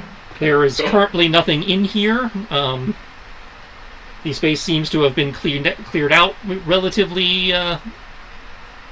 Without making a check, you're not sure how recently, but you're not seeing obvious signs of dust or anything to indicate that that was a long time ago. The only thing in this room beyond yourself is the crumpled and badly acid burned body of Kriv. Ah, that's not good. He does not appear to be breathing.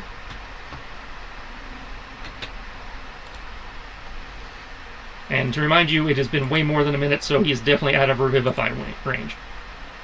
That's perfectly fine. I kind of assumed that that wasn't going to be a thing. Yeah, I was just Right. doing my due diligence and confirming.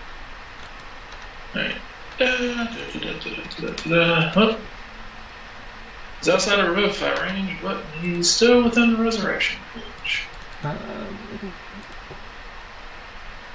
Which means I'm actually going to have to take that spell. Let's see.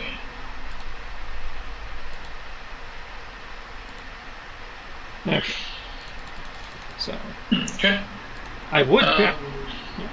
So, what are you doing? I'm gonna go ahead and yeah. Let's see. Yeah. Nothing I really can do at the moment because everything that I want to do is gonna take some time. And I do not have regular resurrection ready. So I'm gonna have to do that after. Technically, I could do that. That's gonna hurt, but fuck it, whatever. Okay, yeah. I'm gonna check Kriv's body, check and see if he has the card on him. Give me an investigation or perception check. Investigation sucks, so I'm gonna do perception.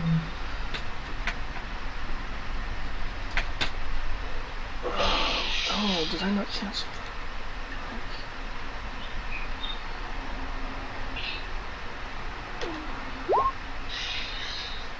Okay, you are able to find his entire inventory, including the card. Okay. I will use my stalker. I will use my dungeon delver to use the card and see if I can find any hidden doors. Moving around the room, waving the card around, there does not seem to be any reaction. Okay. I'll say. Okay, cool. So the only way in and out of here is. Alright, I'm going to ask. I'm going to talk to. I'm going to try to see if I can communicate with Kodo on the outside. Like, hey Kodo.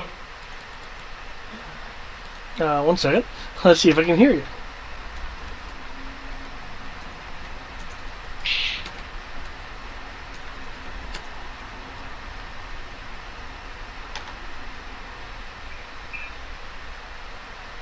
You do. No, make me a perception check. Unless you want to do it off your passive. I will perception this. Yeah, you don't hear shit. There is no response.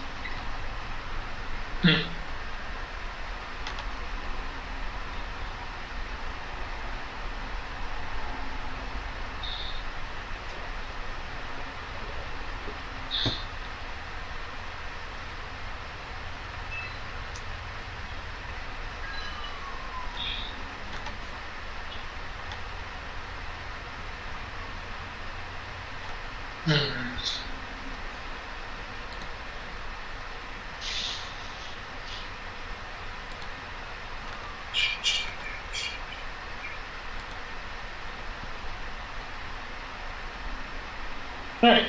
I'm going to try to use thaumaturgy to try to be louder, to have my voice boom. Make me a Okay. Constitution save, Tibbs. Okay. Let me guess. Echo. Yeah.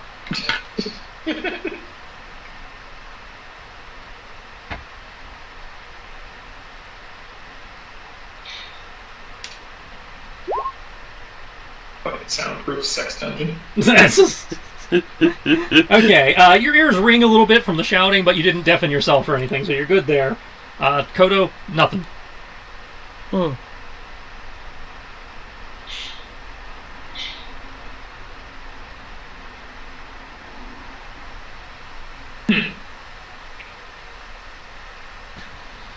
So I can hear myself.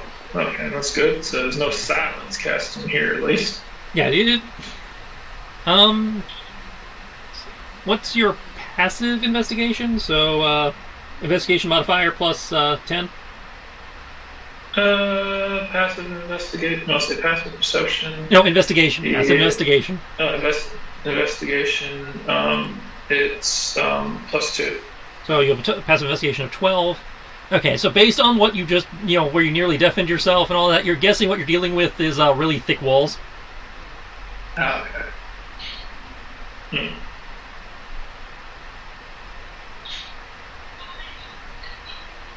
What's the floor made out of? The same stone as everything else.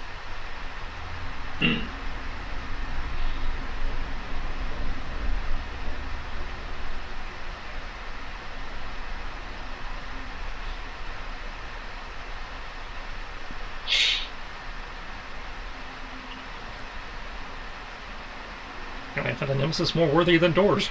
Walls.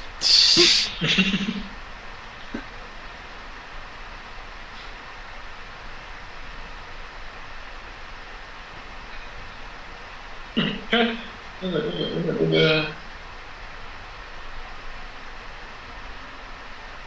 Alright. So, trying to see what I can do. Can't do that unless he's...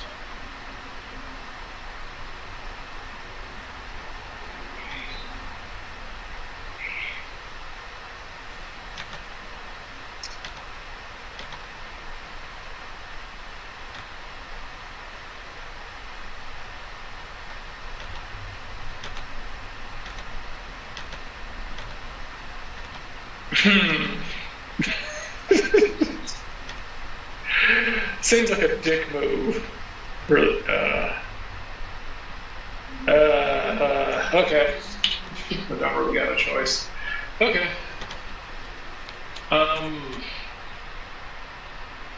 Gonna see if I can stuff. Let's see. I'm gonna take Cribs. No, I'm gonna take Cribs' bags of holding off of him. Okay. See if I can stuff him into my bag of holding after I've taken all his other pocket dimension shit off. I believe. How full is your bag of holding? That was fairly empty. I got rid of almost everything I had. That's what I thought. So yeah, he fits in there. Yeah. Yeah, I got rid of pretty much almost all my food and shit at the last place. Because I gave all the food that I had stockpiling. Cool. Yeah. I'll take his bags of holding. Pretty much just get rid of anything that would have exploded if I put them inside a bag of holding. Yeah.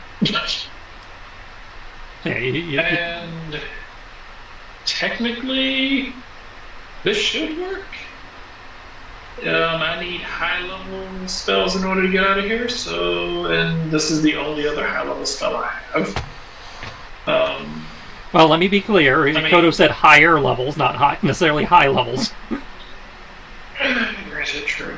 You know what? Screw it. I will cast 5th level Blink. All right, roll me the d20. Let me roll my caster check first to make sure I don't goof. Did I miss reviving actually happening? Yeah, he hasn't done that yet. Oh, okay. Yeah, caster check. Blink is 3rd level, so yeah, you're good there. Alright. And here we go, the inevitable. Oh, wow, first go. First try. You feel your felt self fade out of existence. The world turns to smoke and vapor around you again.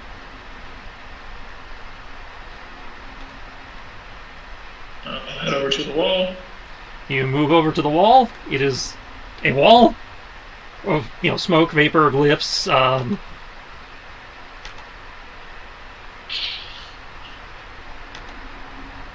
I'll put my hand on the wall. Your hand passes through. Okay. And we'll take my crib and the body bag and bring him out. You said 5th level, right? Yes. Yeah, and then yeah, you were able to pass through. You are able to bring crib out. Okay. Oh. Alright. We'll, at the end of my turn, allow myself to pop back into existence. You can just drop the spell once you're through if you want. Yeah. Okay. So you are back outside. Alright. Come out like a pack mule with like 5 bags of holding. Oh, Turn okay, one I bag was upside down. starting to think there was a Turn maze one in bag there. upside down. No. I'll turn one bag upside down, start shaking it until Crit falls out. It's not a pretty sight. It just kind of crumples out, all twisted and mangled. Ugh.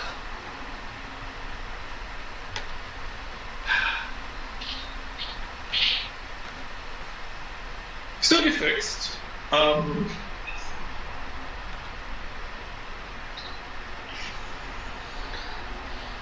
I suggest we take him inside. Yeah.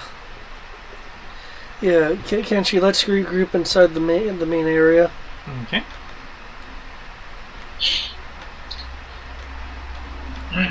You return, with the retrieval of the card, you are able to return to the central area.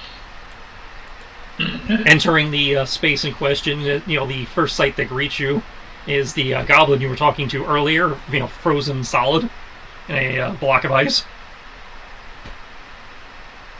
They didn't survive the cone of cold attack. Oh, Okay. man. Cool. Guess I'll fix that too. That's going to, again, require a higher tier resurrection at this point. Yep. Can't just let people stay dead. Alright. Which means we actually get to use the resurrection challenges finally.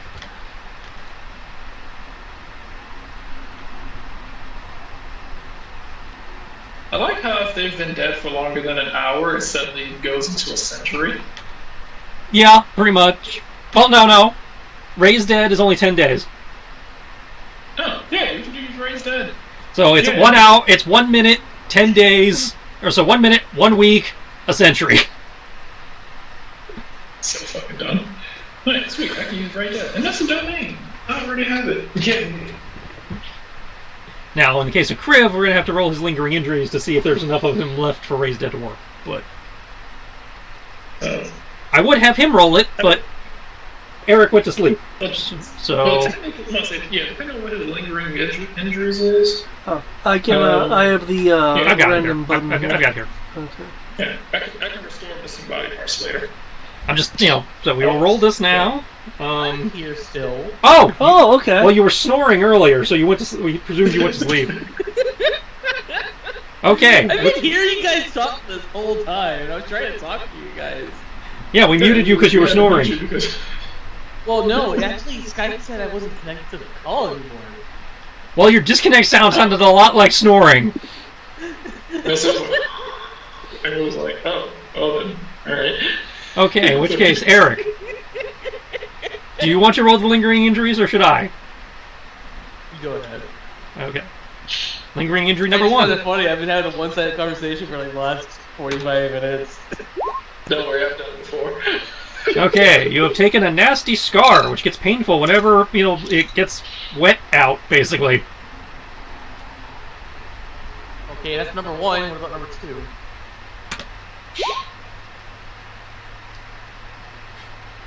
Okay. So you got a bum leg and a non-scar. Yep. I Now, do not want a bone leg. well, give me a minute. In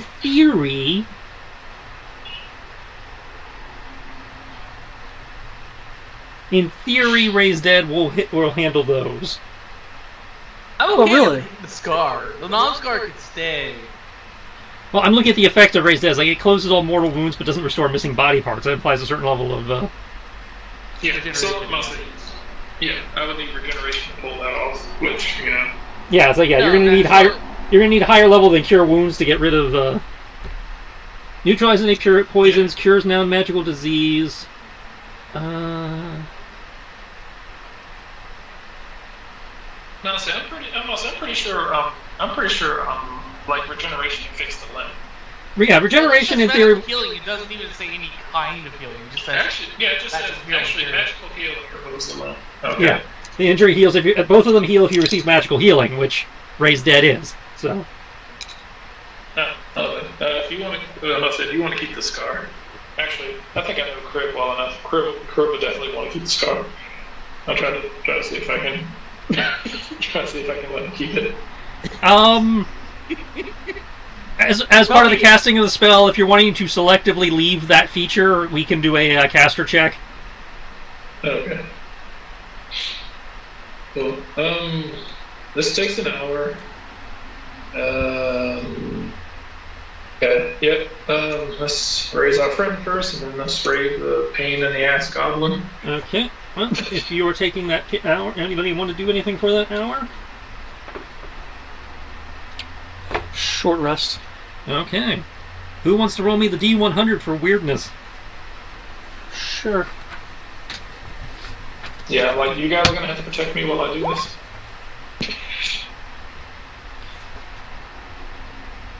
I'm gonna go ahead and roll my caster check.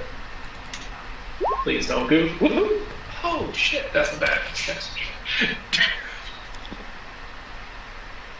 Okay.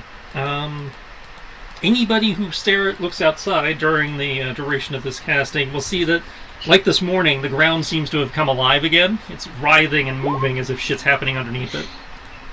Occasionally you hear the sound of the terrain breaking as a crash is out in the distance, and you hear one of these predators or other beasts that you've seen wandering around outside scream as if suddenly attacked by something.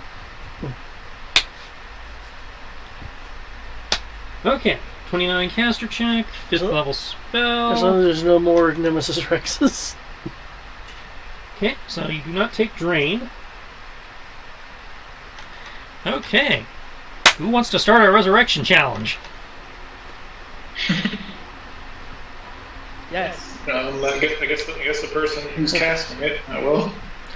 He, Try to bring me back. I dare you. How are you appealing to his soul to return? I'd like to assist. You can't assist, you have to do your own check. Well, I mean, technically you can assist, but then you can't make your own check. Yeah, I thought there was an entire thing of if you say your piece, you can... Yeah, up to 3 members of the party can offer to contribute to the ritual via skill checks. You make a skill check based on what your contribution is. After all contributions are completed, I will make a single final resurrection check with no modifier. I don't think Kriv has gone down before, so it's the base DC. Okay, so yeah, for every successful check, the DC goes down. For every failed check, the DC goes up. So if you only want to make one check and just have it be assisted, that's fine. Oh, I mean assist. I meant like participating in... Oh, okay. So you do want to make your own check. Okay, yeah. Yeah. All right, so whoever's going first, what are you trying to do? I'm going to appeal to him as my training partner. It was like we're too close. And he's like, come on. It was like we're too close to the end. And you just got those knuckles. It was like you just got those knuckles, friend. You haven't even smashed a single building yet. Think about how many things here need to be felt by you. It was like we can't do this without the monk. And you're the only good dragon I know. It's like, if I can't have Bahamut by my side, might as well have you.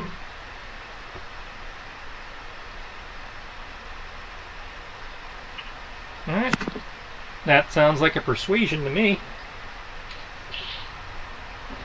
Which am I good at? No! Fuck it out! Abort, someone else say something. Upside, you got hero points. You can add a d6. I could.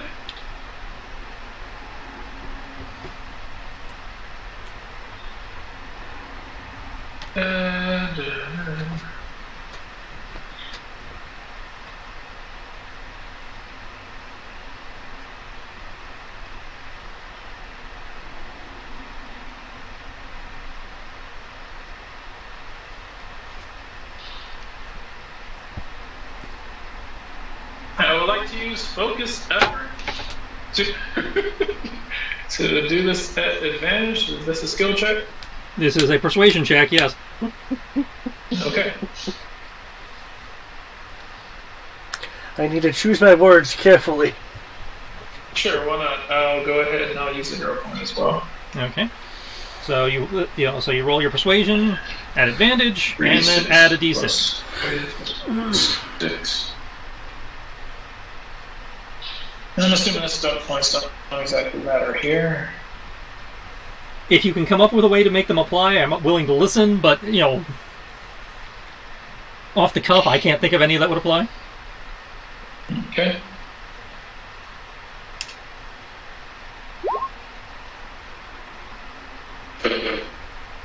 But considering, that's not that bad. Okay. Kodo?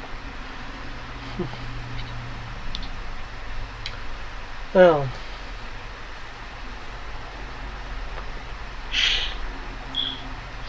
he may have been stubborn, but he was also my student and a friend, and I would like to hope that stubbornness would entice him to return and not stay out of the rest of this adventure from spite.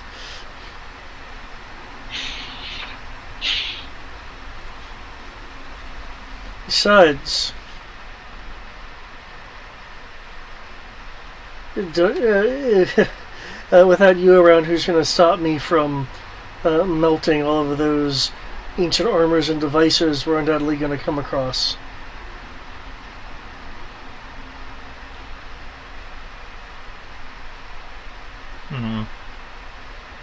That sounds like another persuasion. Using the same skills, going to have a higher DC. Mm-hmm. Aren't you still at disadvantage for exhaustion? No. Oh, yeah. Okay. Almost the same. Here we go. Well. Hey, does Kenshi have anything to say? Nope. Oh! Well, to be fair, it's Kenshi. That is completely in character. I don't think any of us would follow the Kenshi would really care. Right? I think you're about the only person who we could possibly come up with something to say for. Okay. And even then, I'm pretty sure that would be, don't leave me alone with these idiots. Wow, you guys have such an opinion of Kenshi. Well, Kenshi's been very, solemn and kind of quiet. And, I mean, he's had opinions, but I feel like the only person who he kind of even relates to is Kono. It's because nobody engages him! It's the same problem Ash has! Well, no, you look like you want to be left alone, though. That's because nobody's tried to bring him out of his shell. Again, y'all just leave him to sit in the corner until you need him to hit something. Well, I mean, I'm trying to That's explain. entirely true. You've talked to him once. Yeah, To be fair, once. I've tried to relate to him as like an animal, and he was like, "I'm not an animal, I'm a person." I was like, "Oh, well, that's one thing I would have had in common." And I can't talk to him while everybody was making there's a chance to. We do get along when he's in cat form. Ah, hello, fellow cats. Okay. Now I'm done choking. Crib, let me start with, do you actually want to come back?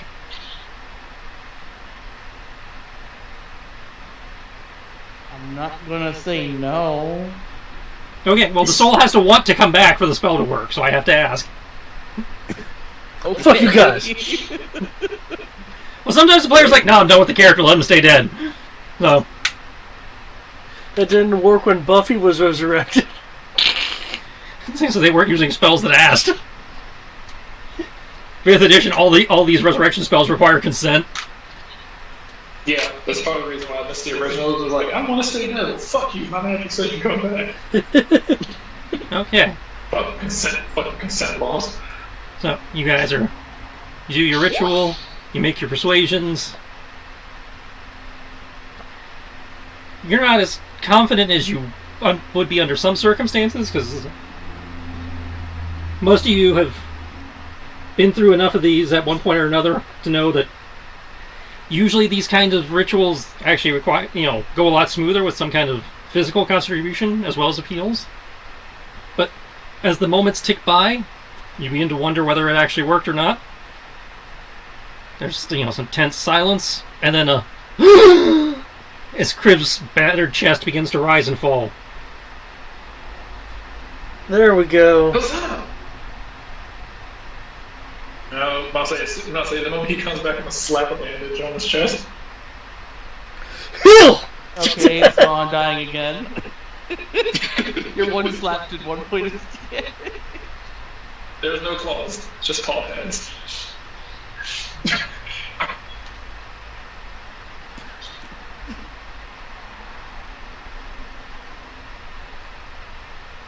I mean, you get revived with 1 HP, which means I'm conscious. You are at 1 HP, And and I need a wisdom save. And a wisdom save? I don't know what that's about, but It's in the special rules handout under Resurrection Oh. Challenge. Do I roll a d20, d6? It's a normal wisdom save, so it'd be the 3d6. Got it. it's in the Special rules handout under special rules under the Resurrection Challenge last paragraph. Let's see if it decides to play nice. Did it play nice? Yeah, I think it played nice. holy Okay. crap. Okay, you have avoided the repercussions of resurrection. I thought it was gonna happen. No, there's the repercussions as per the challenge rules, Yeah. and then there's the repercussions as per the spell. Okay. He has avoided the repercussions of the ritual. Okay. I.e., Anyways. the repercussions of the ritual are you would take a long-term madness for several days from having gone beyond the veil and coming back. Oh!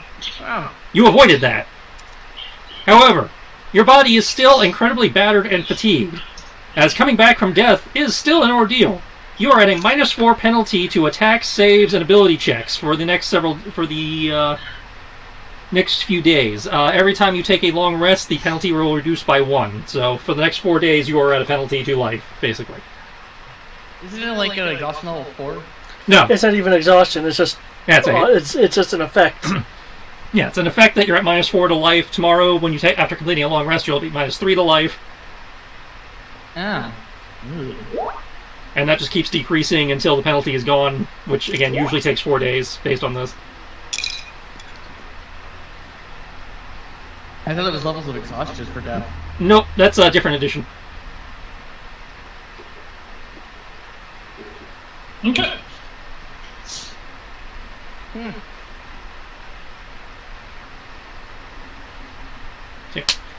Not that it'll slow you down any, but -4 to life. My sort of life can slow me down. I don't know what you're talking about. I don't know, being proficient in everything I think might offset that. That's only for saves, thank you.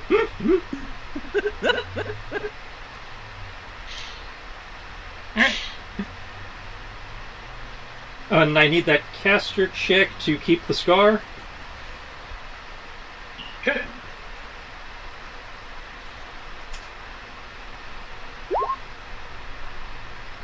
Alright, Kriv, you can make a note somewhere that for the effects of that scar. I wasn't saying like have a painful scar, just me having the scar. No. The cosmetic I'm is not having the Oh, you just want the cosmetic scar. Okay. He just wants to. I let him know. I was like, I left you with a cool scar. Like I figured you wanted. Okay. With that, it's a higher DC, but with that roll, you're still good. You have several jagged marks along coming down your neck and along your shoulder from where it initially bit into you. Could easily be confused for a dragon bite. Works for me. But yeah, so provided you have your left shoulder or neck exposed, you can see the teeth, the giant teeth marks. I think I have clothes right now. No, you have rags right now. You didn't lose all your clothing. Oh, okay. I was under the impression that that his clothing was dissolved, so his scales were actually dissolved. The scales. That's the impression. The scales were burned and dissolving. When you pulled them out, the resurrection spell fixed that. His clothing is effectively ruined, but it is covering up the important bits. He was not in there long enough to lose them entirely. If he had been in there more than one round, yeah, he would have lost them entirely. Look at. But yeah, one round, he's rags. Where is my shit? I'm gonna say, I'm like, well, there's your bags. I'm gonna kind of point to him in the corner. I'm going to take them. I'm going to go through and find my other set of clothes. Yeah. Are they fancy clothes or just more common clothes? I've always had fancy sports clothes. Thank you.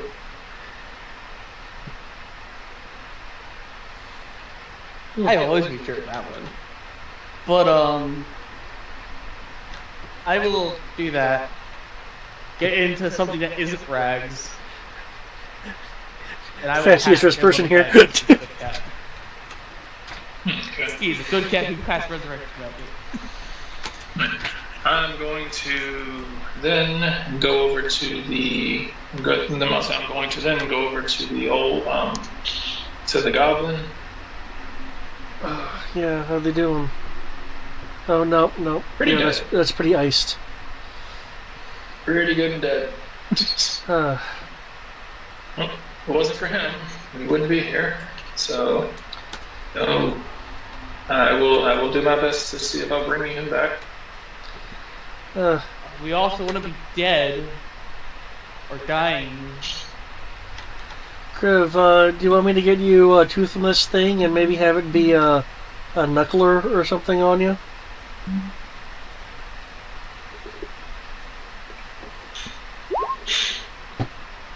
Okay, that's my caster check for resurrection. Okay. You don't take anything for that? What? Okay. Oh. I was saying, like, do you want me to break off a tooth of this thing and so you can have like a Nemesis Rex rolling knuckler thing? I'll just take a tooth anyways. I don't need a weapon from it. Souvenirs, man. Okay. If you approach are you approaching the Nemesis Rex corpse? Corpius Rex. I don't want HP. I'm not going anywhere.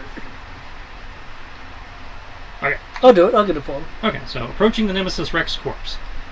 As you get closer, you see what Kenshi was talking about. The tumor over the one eye has been cut open to reveal a semi-fleshy pocket where the half-decayed or possibly mana burned from backlash from the whatever enchantment was on this creature, husk of a corpse is half fused with the flesh pocket, where the person you presume was Nedry had basically melded themselves into the creature within that tumor pocket. Next time, just add some switch and levers. Adventure as written, they're still fused in there, but they also have the switch and levers. Okay. It's a surgical interface. I was trying to Easter egg a thing. But yeah, this version they have like flesh melded themselves into that tumor pocket. Okay. That's where the spells were coming from because that's where they were. Let me just, because yeah, I'm gonna just get a tooth here. Make me a strength check or a survival roll. And remember your disadvantage. I want to do the second one. 10. It's pretty banged up, and it takes you good 15 minutes of tugging and pulling and banging, but you do eventually manage to separate the tooth from the gum. Now that you've pulled it out, it's probably about the size of a large knife or a small short sword, somewhere in that dirk range. Okay. Given its size, I was thinking it could even be a longsword size, but okay. Now, from what I remember of Jurassic Park T-Rexes, I mean they're big, but they're not. It's like for Tibbs, it'd probably be like a bastard sword, but in your hands, again, it's like a really like one of those Okay. like one of those knives we saw in Forged in Fire, where the blade is like a good 16, 18 inches. Okay, not a problem. It's just Yeah. Because I knew the scale was huge. Yeah, so. it's big. Like I said, it's a big knife, Yeah. but or maybe a short sword if you're being generous, but it's definitely not long sword. Right. This is a knife. Now, maybe if you put a hilt or something on it, it could get to that range, depending on what you do with the hilt. But the tooth itself is about that. Is Here you go. yes, it is. We're just talking about the size of the tooth. Weapon. How you fix it will determine what type of weapon it would count as, if you choose to use it as such. Oh, I have flexibility. I'm totally going to do this.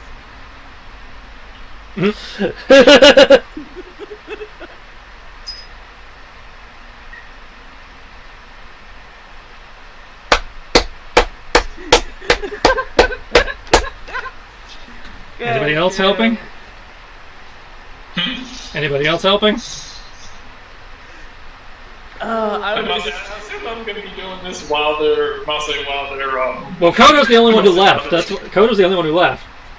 I would at least make the comment as part of the ritual that even if I died and I still came crawling back to finish the damn job, don't give up on your own job until you make a legend for yourself.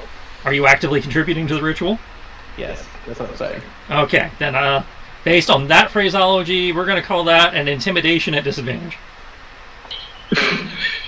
Get your ass back here, son of a bitch. Yeah, I was wondering if it was going to be intimidation. That's fine. That's what I was going for.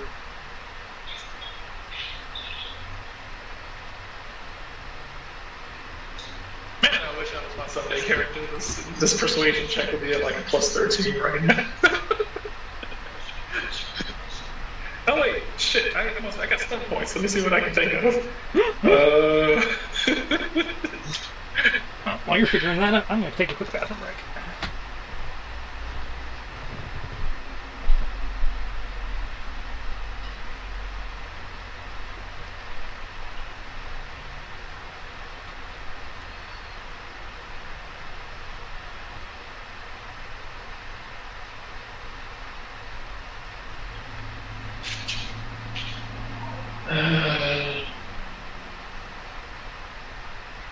I'm so glad it's a flat 4 for my intimidation.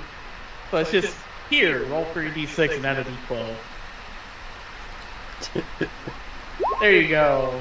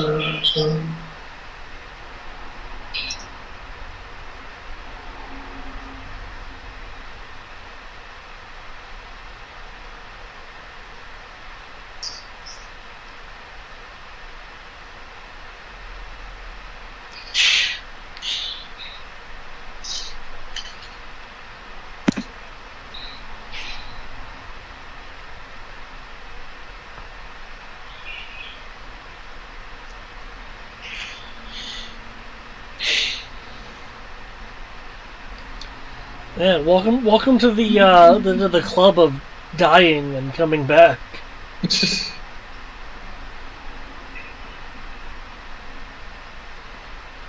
Coming back is more of an ordeal than I want to deal with. If it wasn't for the fact that the fate of the world rests on our shoulders, I would have taken the early retirement. Well, maybe death is retirement. I mean, it can be. I thought you had like There are planes here. like And plans. If you die, you go to the plane that is more appropriate for your alignment. if I remember Nope. Correctly. Yeah, we must say we don't know if that's even the case if you die here in this.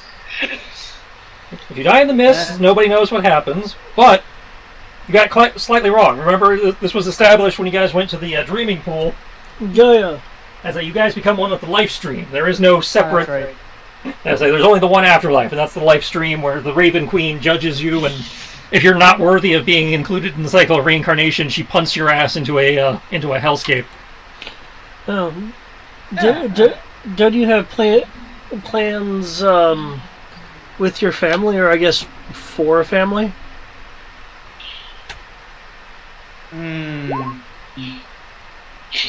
Dying as a warrior trying to save the world would have been appropriate enough. And the goblin was barely saved. That's all that matters. On the nose. I was actually going to see if I can use stunt points for jest. So basically, like, hopefully, like, phrase that in the form of a joke. Maybe he comes back just so he can boo me.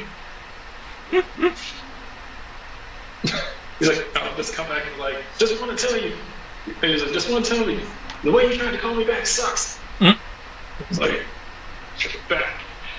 I say, appeal to the snarky. I say, attempt to appeal to the snarky asshole in him to criticize me. You're doing that. I would just say, get back here or else. So you guys So once he's back. So you guys have taken about 2 hours. It's getting dark outside at this point. Well, darker. You can probably stay here where it's safe. You can just close the door. I'm going to try to remove the level, see if I can remove at least one level of exhaustion from Kenshi and Koda. I'm actually from Koda. That's it. Kriv does not have exhaustion, I don't believe. No. Great dad, doesn't he come back with exhaustion? We just went over this. That's not exhaustion. No. Yeah, it's just a modifier. No, I thought he came back with exhaustion on top of that. No, you don't get exhaustion. Oh, okay. You just take a -4 penalty to life. Okay, I thought he had that on top of that. Okay, cool. No, Alright, at least with I don't know if the other resurrection spells do that or not, but according to this, that is not part of Raise Dead. Okay, that works for It's a me. part of the actual dying rules. Oh, you're right. I forgot about that. Popping to 0, you're going down to 0 gives you a level of exhaustion. I forgot about that. You're right. So Kriv does have a level of exhaustion, but if you guys are taking the rest, the exhaustion will go away from that. But Koda my has understanding, multiple you don't have a penalty for... Like, you only have the penalty from going the exhaustion if you go down. Yeah, you took because you went to 0, you took a level of exhaustion, regardless of how that rest of that turned out. I thought dying gives you that level of exhaustion. No, it's going to 0. No, I go with 0.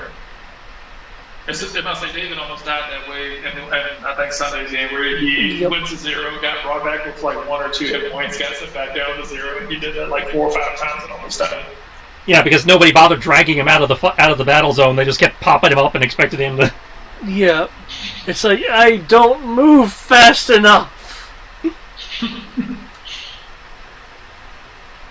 So before I can say anything, I'm hit over the head again. Okay, 1 level of exhaustion for Kriv. I'm not sure where Kodo I'm at is. 2. Okay. I'll remove 1 for him. I'll use restoration. Yeah, so that'd be greater restoration, which obviously requires the caster check. If I remember correctly, oh my gosh, You're good? Pretty good on these casting checks. Yeah, I know, They're right? not corruption points, the drain points. The drain points, I believe they reset entirely on a Let's see. You lose drain equal to your Constitution modifier with a short rest, and lose all drain after a long rest. Okay. So you will be at 0. You know. So yeah. You should probably just take a long rest. Well, it's safe here. Yeah. Yeah, I don't know about the rest of you. I was going to do that. It says we have the goblin back. Is he insane or is he not insane? Not insane enough to go out there. Hey, you're back. Unfortunately. How you feeling? Cold. Oh, here's some fire.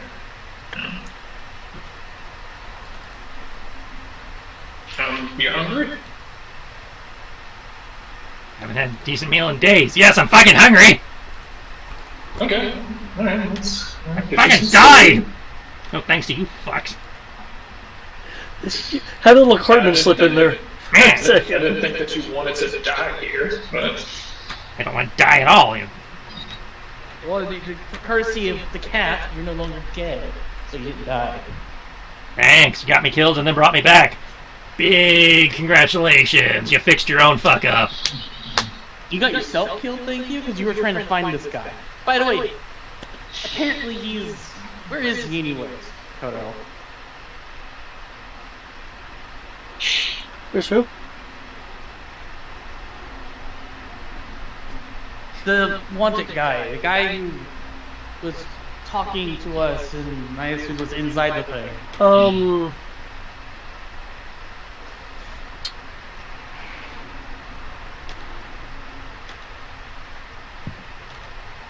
Degenerated. Or is he some some fleshy lump inside the thing? Like a brain tumor or something? Pretty much. Let's see. Are we trying to... I'll say, while I'm going through my bag, I'm going to be like, well, are we going to kind of, like, take this long rest to kind of celebrate, and I'll say, kind of celebrate the resurrection of our compatriots, or are we just yes. kind of, okay, cool. In which case, I'm going to pull out the thing that I never get to use, the alchemy jug. I'm going to whisper wine into it.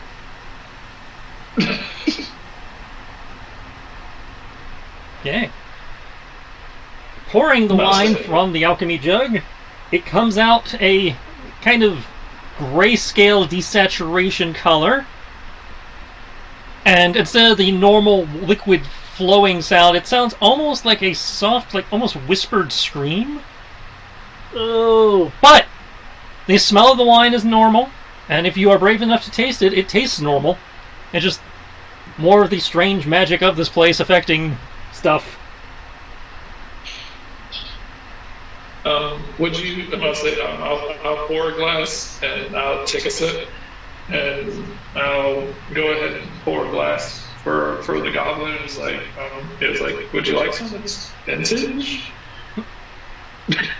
Takes a moment, sniffs it suspiciously, then knocks it back like it's a shot. Like, eh. Doesn't taste that vintage to me. Too clean. It came from somewhere. Everything comes from somewhere. Since my god's not here, I don't exactly know where any of this stuff comes from. So.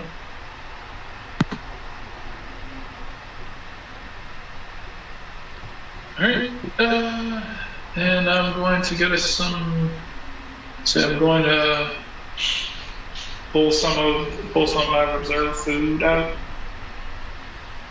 Because I feel like if I created food, water probably just come out looking like probably just looks like, Shion's cooking from that time when I got reincarnated as a slime.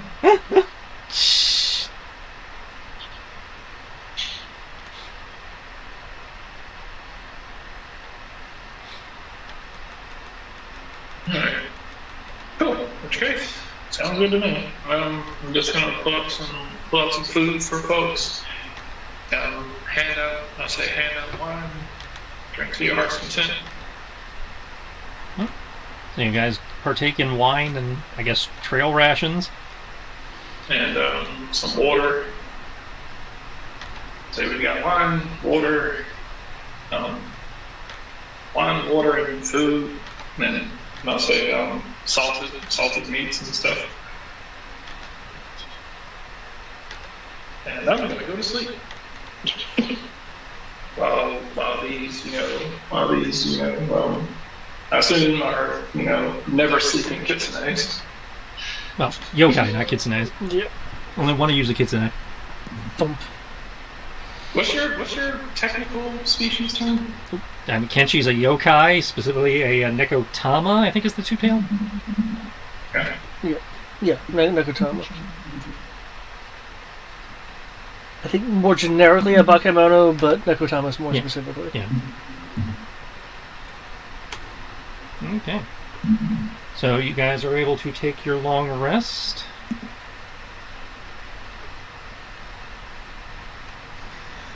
Before I fall asleep, I will insist on making tea. Because I need my tea, damn it. You are free to make your soothing, I just came back from the dead, possibly spiked tea. Good. I will store my hero points. No, you regain a hero point. You don't get them all back. I was only down by 1. I'm still at 0!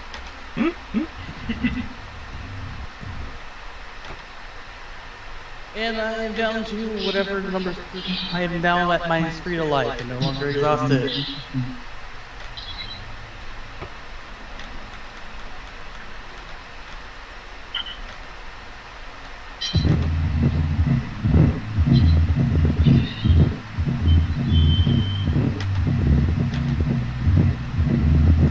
Dropping the beast there, Brian?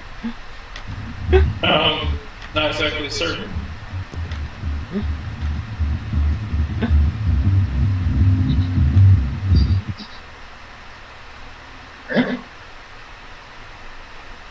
There we go. Whatever that was, stop.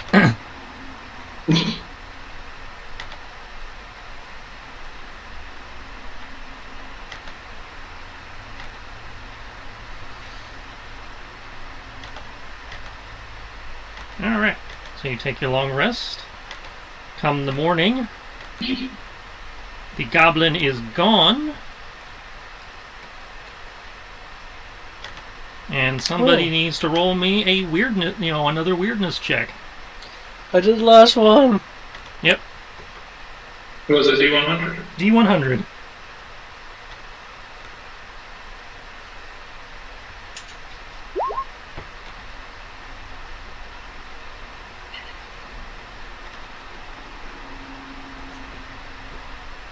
Right. 46. 46. For some reason, I closed the goddamn book.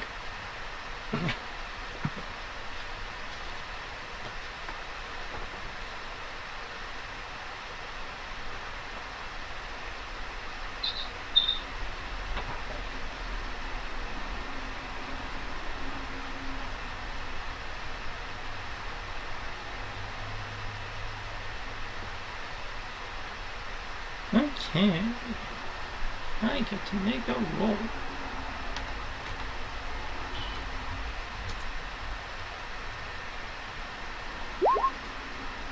Crib. No. Awaking in the morning, you hear what sounds like various disconcerting whispers all around you.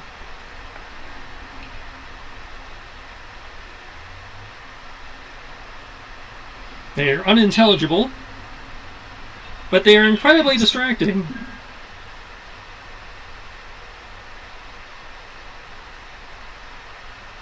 I require an intelligence saving throw.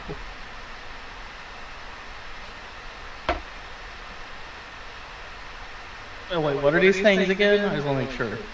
You're just hearing voices, like unintelligible whisper is, threatening to overwhelm. Okay. Even with the -4, you are good. Well, now -3, so you are good. They have not driven you to the point of madness or lashing out, but they are distracting. Hearing voices. Hmm.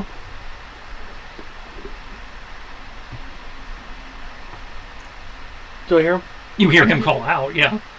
You don't hear you don't hear whatever he's hearing, but you do hear him say that. You just came back from the dead. Maybe you had a nightmare. No. This is me being awake hearing it.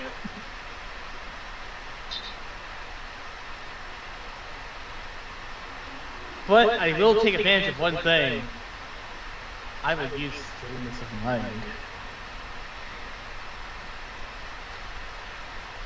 Your stillness of mind, you are unable to attain that state of Zen where you can tune them out.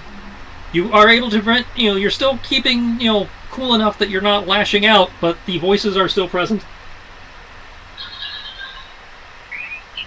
This is not a condition or effect that can be lifted by that, Damn it. This is a region effect.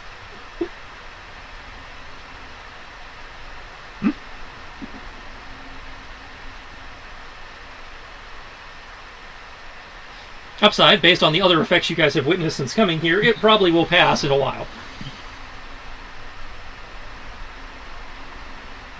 So, the day is yours. Well, let's go to this, Goblin's village.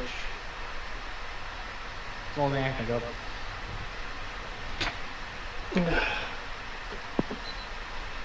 Yeah. Yeah, let's keep on. You, Well,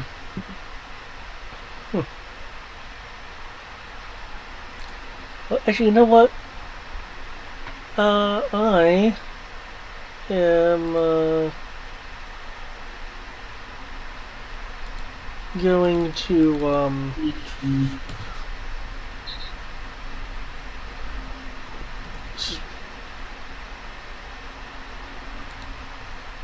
I'm going to cast Enhance Ability on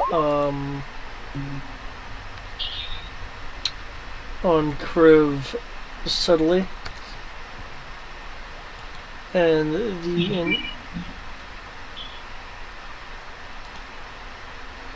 I'm gonna say. Shoot, I'm gonna say strength. Okay.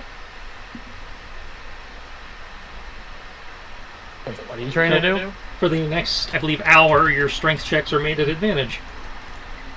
Okay then. Strength checks, not strength saves. Yeah. Okay then. I believe enhance ability is only to ability checks and not saves.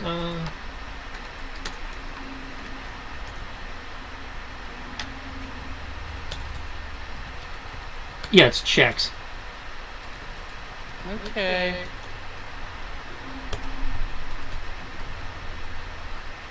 However, your carrying capacity also doubles. Huzzah.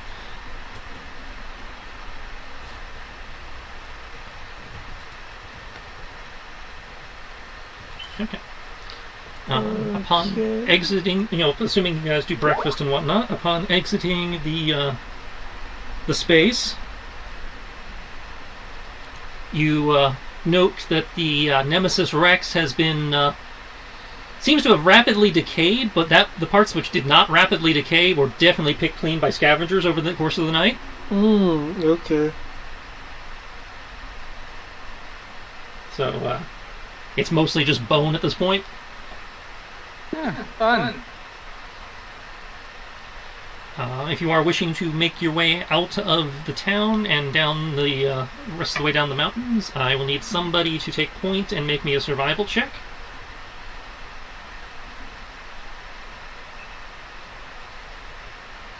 Ted, you're up. Yes, yeah, I'm not super good at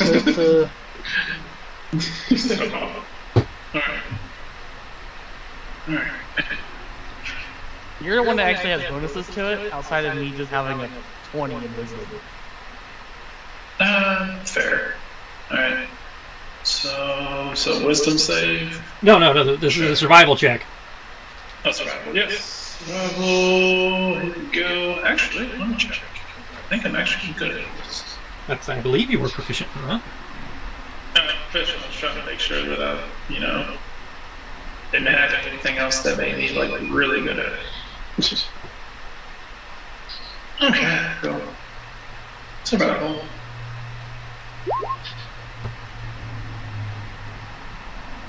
That's kind of shit. Alright. You are able to, rediscover the path that you guys took to get into this area. And while you do still hear the strange creatures moving about, they seem to be ignoring you at this point, deciding, seemingly having decided for the moment at least that you are too big of a threat. Part of me was almost like we should probably rub the blood of the T-Rex on us. No. It takes you a few hours to make your way down the mountain trail. We looted the corpse, right? Nope. I thought they went and checked the... Nope, Kodo went to get a tooth. That was it. And now it's picked clean.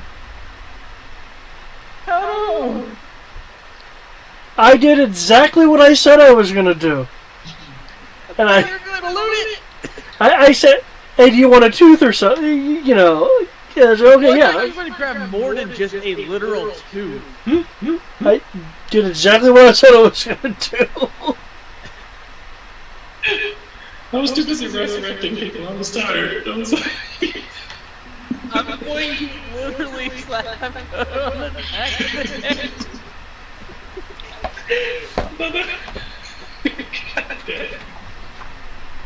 How else are we going to fund an independent city state if we don't loot shit? We have enough for that. There's never enough. If I remember correctly, Tristan, you told me that the room that I went into with that had Crib's dead body had nothing in it, correct? It was empty and looked like it probably had been picked clean or emptied out a long time ago, yeah. Good, okay. Just making sure. I was like, I'm pretty sure you said that, just want to make sure. Okay. Alright. So, making your way down. Again, take you probably several, it feels like several hours. Again, hard to judge time here. We'll need some, at this point, David's rolled, Brian's rolled, so I guess Eric would be the next one to roll the weirdness check. Sure. D100. 95. Ooh, we're getting good now. By good, he means that we're safe.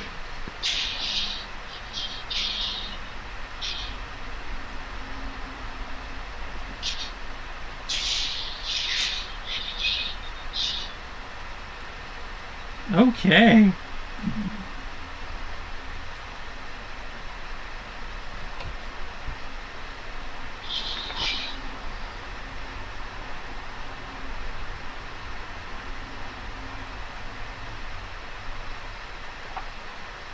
All right. That happens. What happens? You don't know yet. Uh-oh. Did the voices at least stop? The voices have definitely stopped. Thank God. They passed probably within the first hour, give or take. Eventually, you guys finally start coming down to what seems to be at least relatively flat land, or at least while the rocks and stuff are still present, you don't seem to be on the mountains anymore. We're no longer in biomechanical horror park. Got it. And at the very edge, you can't make it out because, again, visibility is limited to about 50, 60 feet, but through the mist you can make out what you believe might be the lights of a town in the distance.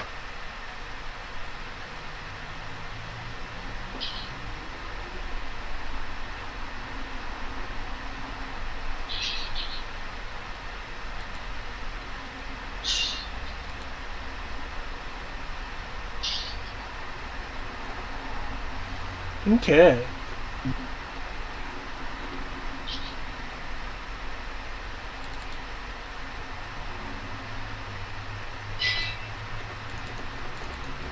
Guys, just gonna do anything? You're just gonna stare at Oh, it? I presume we were still walking. Well, I wanted to confirm! Still going towards it. Okay. It probably takes you another... Again, hard to What judge. if God says this is supposed to be here? That's a... Takes you, what... Yeah, hard to judge, but you're guessing another half hour, maybe an hour? Before Well, you... that's the goblin. Is this supposed to be here? Before you Or break is the through the... place Eventually fucking do with us? break through the mist proper and are able to make out the silhouettes of... what appears to be a smaller village. Bigger than a hamlet, but, smaller than, some of the villages you've had to deal with over, your course of your travels. You can hear the sounds of people milling about doing, their daily, bringing in carts of produce or whatever. However, what catches your eye is sitting just outside the village, the village gate, fenced perimeter, village itself surrounded by a... It looks like it might have at one time been a wooden palisade, but several of the, wooden pieces that make it have fallen, so there's, gaps in it now. Not big enough for people to get through, but enough that you can see through them, so to see the lights of the village and stuff you were seeing before. And parked outside of, this palisade is a wagon similar in design to your own, a Vardo type, larger. Seems to be well weather-worn and beaten, but unlike everything you have seen up to this point, it does seem to actually, or at least have at one time, been colored. The colors have since faded and desaturated through just travel and, weather beating, but it's, still, even with these the muted palette, it probably is the most colorful thing you've seen. Hanging off the side of it is an arm, like a wooden arm with a sign hanging from chains that looks to be, the universal indicator for some kind of shop. The indication being not specialized, so some kind of not sure if it's general or all-purpose or. I imagine the sign's just a coin, the symbol for currency. What do you shop? More like a chest. Okay.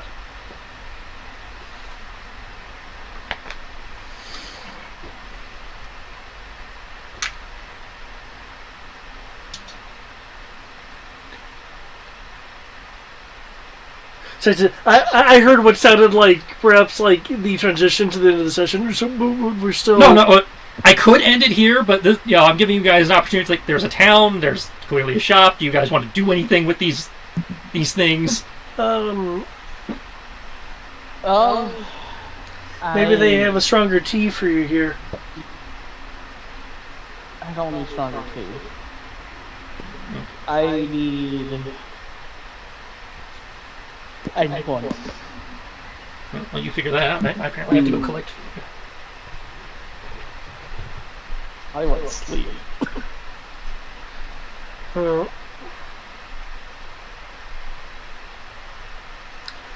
Maybe there's an inn here, so, actual beds.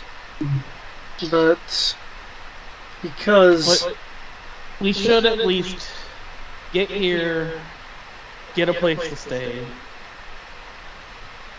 then figure out where the hell we need to go. We just know we had to come into the plane and then go kill Matthias. well, We don't have no clue where Matthias is. Just that he is here. I'm sure we're going to come across something, and I'm at least interested in seeing what this shop has. I'll follow you. Given that someone didn't loot a giant creature.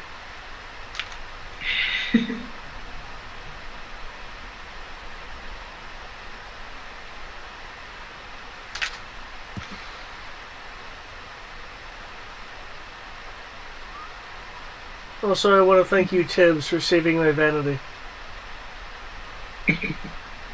You're welcome.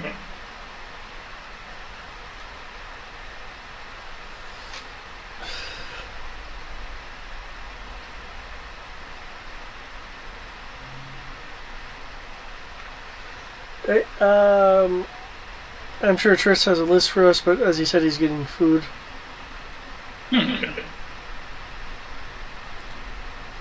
I hear getting food, and I hear I keep stealing. Oh, so you, the player, is tired. Yes.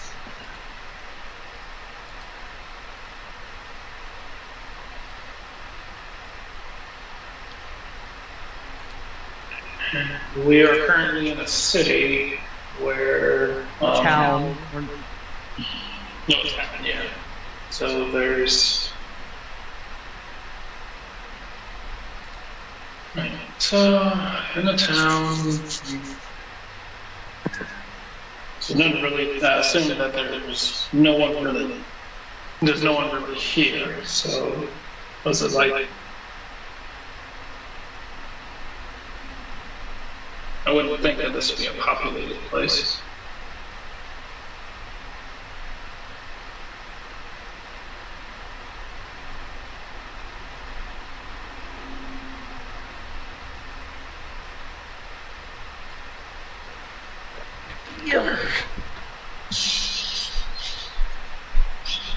Okay. Morning, hut. Yep. You guys figure out what you're doing? We're going to go to the shop wagon thing and then find an inn. Okay. Approaching the shop wagon. The door to the wagon appears to be closed. However, there is a chime hanging from another arm next to the door. With a little pull cord. I'll pick up Tibbs so Tibbs can pull the cord. Okay. I thought Tibbs would have been sitting on the dragon board. Like he normally does. Tibbs, choose your target. Who would you sit on? More than likely still be sitting on your shoulder. Well, just because it's usually on your shoulder doesn't mean, Kodo can't pick you up and move and hold you. That's also a thing. That's true. In which case, go ahead and do that and pull the cord. Okay, you'll pull the cord, the little bell will chime. Watch it be the goblin. You'll hear some shuffling inside, followed by a "Greetings, stranger! Okay, so not that then. What can I do for you? What you buying?" Little door opens. A gnomish woman leans out. Oh, damn. Okay then. Oh, damn, that face.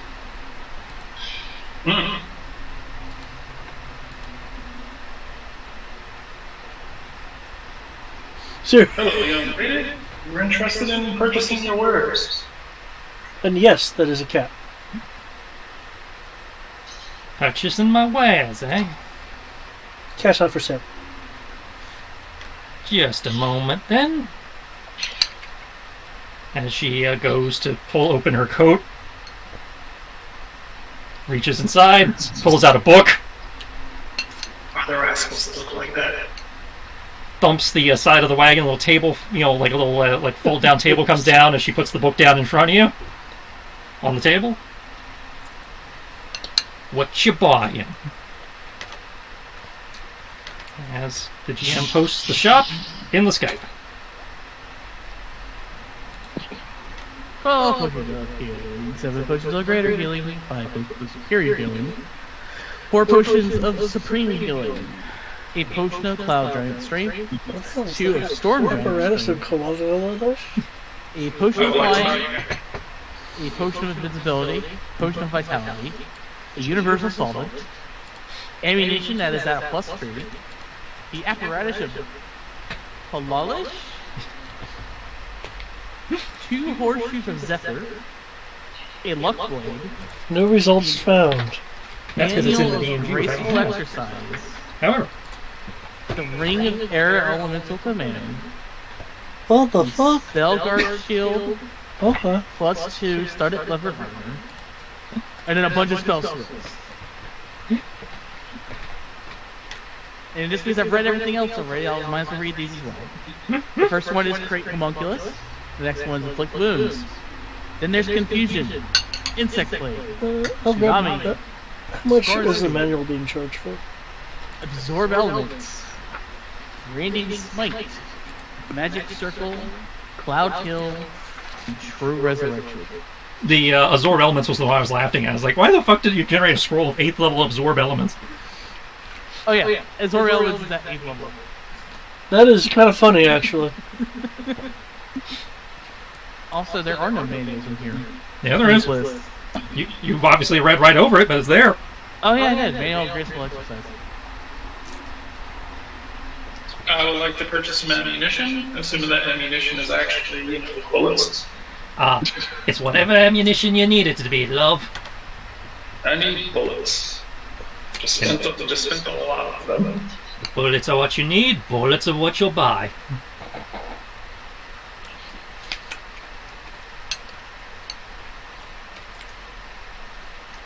As for you, the manual will set you back 50,000.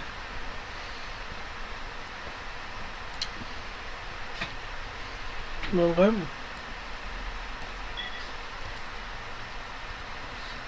By the way, can anyone float me on this? The bullets.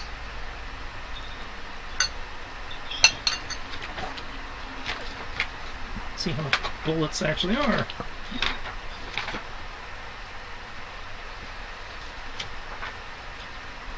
What's the very rare?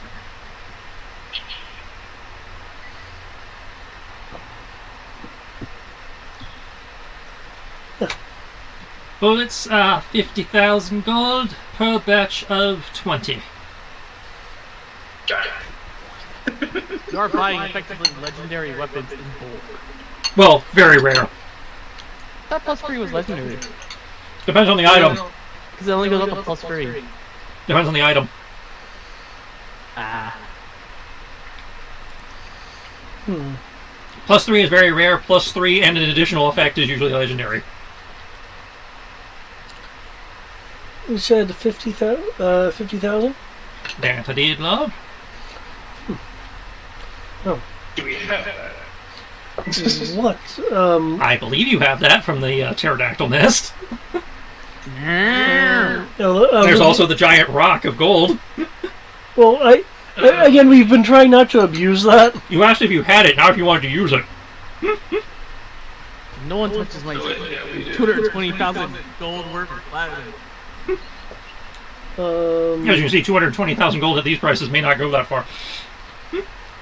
Yeah, exactly. My platinum. Oh, okay. I mean, if we pull it from the loot crate, we can do it. I was looking at my own personal monies. Oh, we have whatever that number is. It's weird. It's some sort of currency that I am unfamiliar with, except for the Great Past. I didn't want to use it since it's from the loot crate and it's not exactly my money. That's what I was asking. Wait, which money are we talking about? Well, there's money in the loot crate, and I wanted to use some of it. And technically, we have a shit ton of money because we have a shit ton of platinum. I actually don't see where the... Oh, it's right there. Oh, that's right. We have 40 electrodes.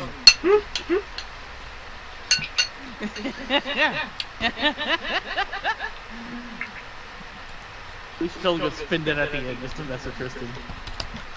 But yeah. Oh shit. Oh no, I was looking at the wrong thing. That's in gold, not platinum. Technically, platinum, you just add a 0 behind it, right? Yeah, 10 gold is 1 platinum. Okay. Okay. So we have 270,000 worth of gold. Okay. On top of 278,000. Okay. Do people mind if I pull from this for the manual? I don't care as long as I get bullets.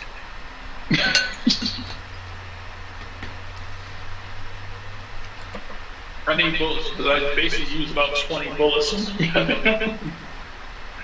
you not have 50,000 of your own gold? No, I spent all that money giving it to the people who are in need. As I say, he keeps donating to the poor and doing mass resurrections. You know, like a good cleric.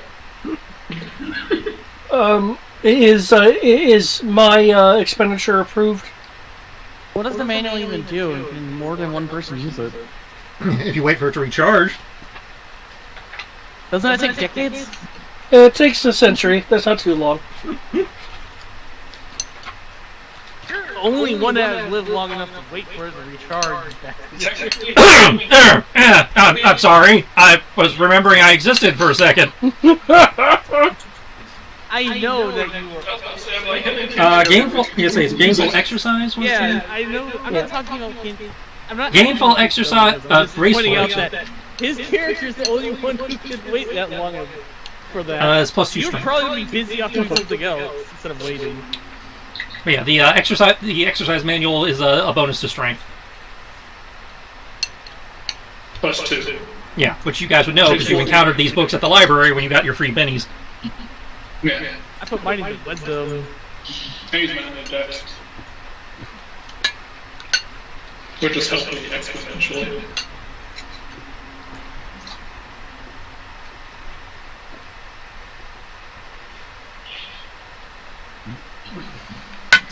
I mean, I don't mind you spending it. What does country chill?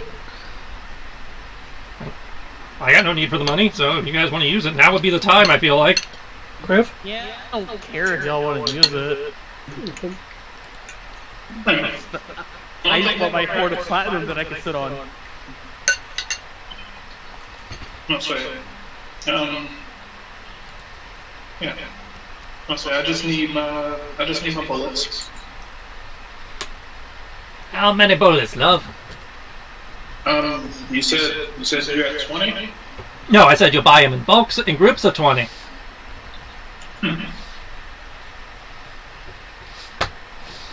You can spend 50,000 gold to get 20 of them.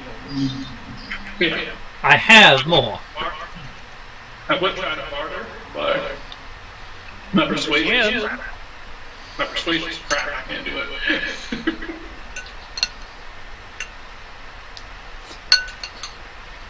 And this was something I chose to barter.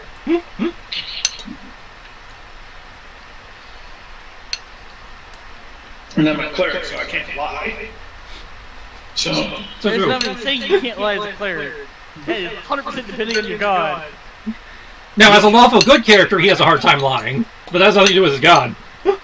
I'll say my God of justice kind of tells me not to go lie to people. Just because God's not looking doesn't mean I can't go lie.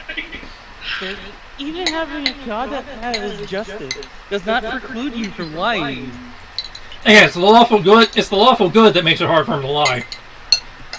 It kind of does because I'm like, I'm expected to do good things. And, especially when I have the money to pay for it. It's certainly his interpretation. I would like to see if how much is your spell? How much is your technically, it would be roughly around the same thing. How would you like this 9th level cure wounds in exchange for another 20 in exchange for another 20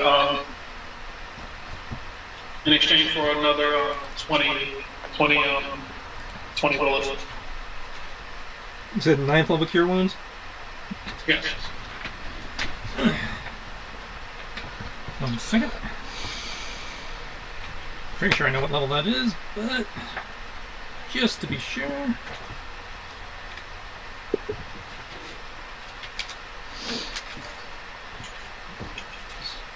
I'm pretty sure, like most 9th level spells, all are effectively the same cost. Yes, spell scroll, 9th level will be legendary. Legendary is... But I know how much that's worth. You don't have an appraisal check. You can make an arcana or a religion. I will do religion.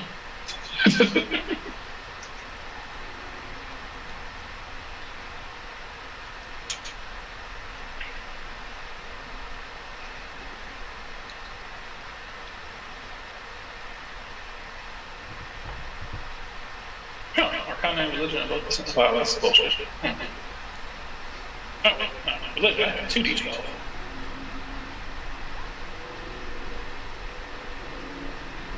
It's going to depend on how well you make the persuasion check, but somewhere between 50 and 150,000.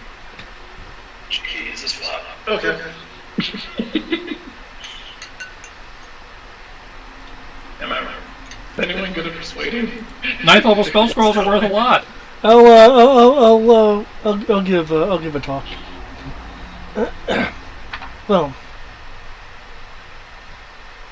you see, I happen to be a person well versed in the ways of magic, and I can tell that you two are.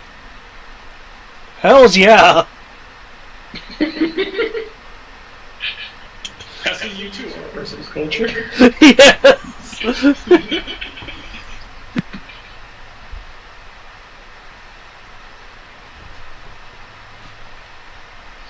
One scroll for 1 box of bullets. Yeah, I can live with that.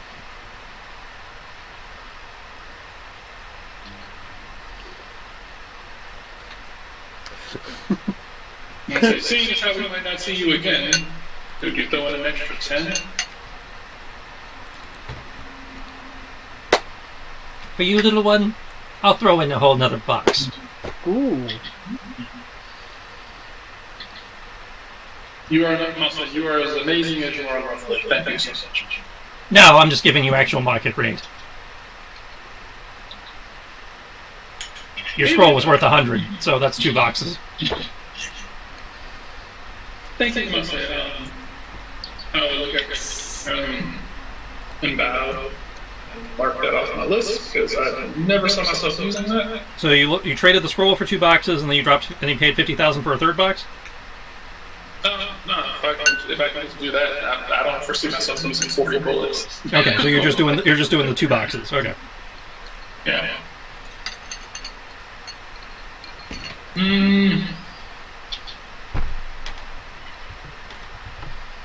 I do have this other spell here, and I'm almost afraid to use it because I'm afraid of what the fuck is going to conjure while I'm here.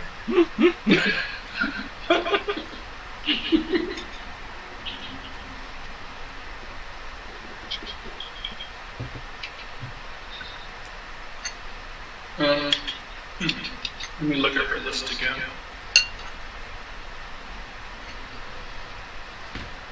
No need potions. We have a ridiculous amount of potions. Most of these other potions that do stuff we already have. Really, you don't need supreme potions. Okay. You know, I mean the potion of cloud dash, strength, flying, invisibility. I was like, I think we already have most of that stuff. I'm pretty sure you don't have Storm and Cloud Giant, but I could be wrong. Well, even then, like we still currently have like potions, I believe, that haven't been used yet that do stuff similar. Well, Kriv, could you use those? Let's see, potions. Supreme potion of Hill Giant Strength and potion of Fire Giant Strength, and we've been sitting on those for God knows how long. And no one's ever taken those. And Kriv can't take them because he has a Titan Stone, not those because it's basically, useless for him. Those potions are useless for him. The ones she has aren't.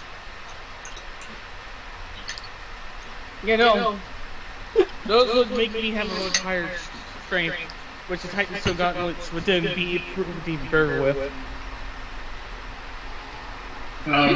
We already have let's see. We have 6 potions of invisibility already. I don't think they stack with the Titan Stone Knuckles.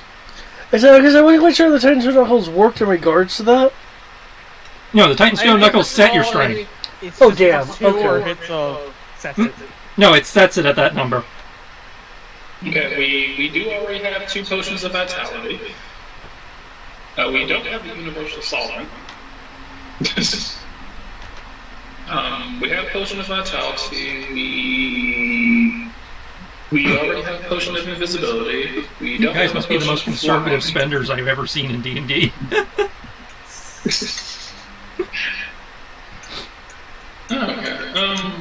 GM's like, here, have these potions. Players like, we don't need healing potions. I mean, well, To be fair, No, we take everything. I mean, if you guys want to get some, I'm not technically in charge of the potion. I'm not in charge of the funds. How much for your? How much for? Technically, yeah. What the fuck happened to all our? Oh yes. Oh wait, I was like, what happened to all our potions? I was like, wait, I already handed all of those out. Everyone should have 3 of those. Yeah. So we have 3. So we're currently down to 15 potions, in addition to the 3 that everyone already has. Do you guys want to buy some more potions?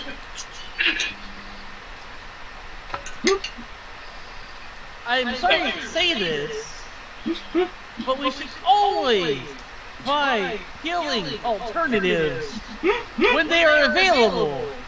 You haven't even used the ones you had. I actually have. How many do you have left on your inventory? I have 1. You have 1 left? Yes. Okay, then, alright, we will... Alright, let's buy her 12 potions of healing, so we can restock. Just the regular healing boat. Well, that's what we used already, so let's buy more. Superiors. And Supremes! We have Superiors that have never been touched. You have Supremes also in there. Yeah, that have never been touched. That's not true. The only person who's used the superior healing potion so far is Kodo. No, Kenshi's used them a few times. Kenshi's also used the Supreme a few times. Yeah, same here. Anytime he healed, I thought he was just using his magic. Okay, I have the official party name. The Cheapskates. That's not the whole Was part. it the misers? Yeah, the Myers. Yeah, save the world on a budget. The budgeteer. But, Brian, we literally have the infinite world economy breaking budget. GM puts legendary healing potions for the party. Party's like, nah, we good. Damn it, Brian. We have 12 though. I mean, if you guys want to... You don't have 12 of the Supreme potions. Okay. Okay, cool. 8 plus 4. No, Supreme is the 10d4 plus 20. Okay. I see 3 Supremes in your loot crate, and they're all in Sarah's bag, which means you guys don't have them anymore. Exactly. Okay. Alright, cool. How much does... Oh, I'll say if you guys are trying to buy them, you guys go ahead and buy. I can't bring myself to spend that much. So if you're going to do it... Yeah, you throw hundreds of thousands of gold at the door. Yes, the door! You fucking cheapskate! In my experience, the poor do need resources.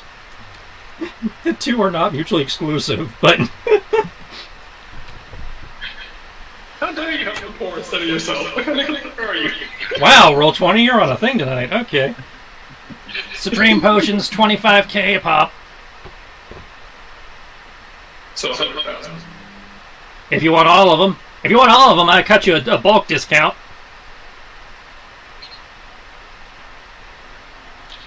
Okay, how about this?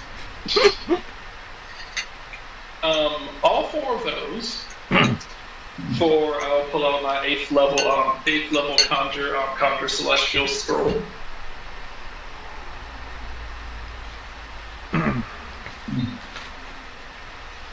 Eighth level spell scroll is that tier. That tier is worth...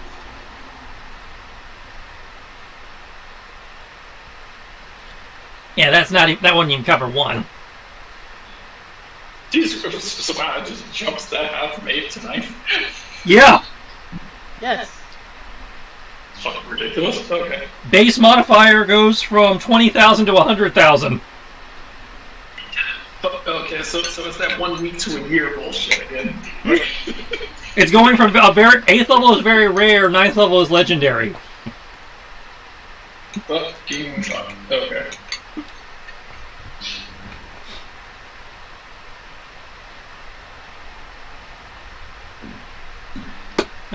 Take your time. Figure it out. I'm going to be here a minute.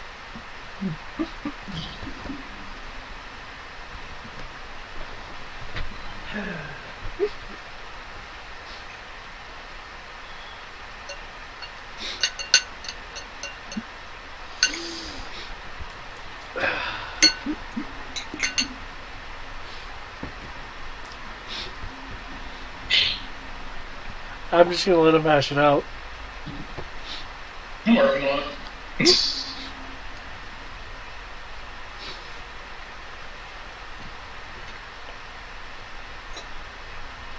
I mean, well, you know what? Fuck it. People don't care about money, so fuck it. Man, let's go ahead and spend all of it.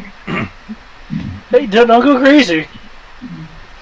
You guys were like, hey, let's go buy more. Let's go buy more potions. We haven't used the ones we got. So, I mean, this may or may not be the last shop before endgame, so you know. all right. Cool. What's the rate that you would give us on the four of those? If you're doing all four, that would be roughly. I'd knock off. Let's call it 80,000 for the lot. Okay. Oh, 80,000 then. Okay. Whew. Okay, those are supreme healing potions. They restore 10d4 plus 20. Go ahead and add those to the list. One of those is FP code for being dead. Huh? What? By more than half its HP. Shit, 10d4 plus 20. Mm-hmm. Yep. Keep in mind, if you guys click on your tokens, you should have a mana potion and a healing potion button. Just do not look at the code. And don't do the entire thing because you told me not to. I'm going to look at it. It will break it if you do. Because it'll automatically convert over the HTML replacements. I'm saying that for Eric in case you think I'm going to look at it anyway. Please don't look at the code. It will break it. I might be drunk, and I might be tired, but you're not going to stop me. Okay, so, alright, so this means that everybody in the party, currently has 3 regular potions, 2 superior healing potions, and 1 potion of supreme healing. I'll add the Dr. Supreme to my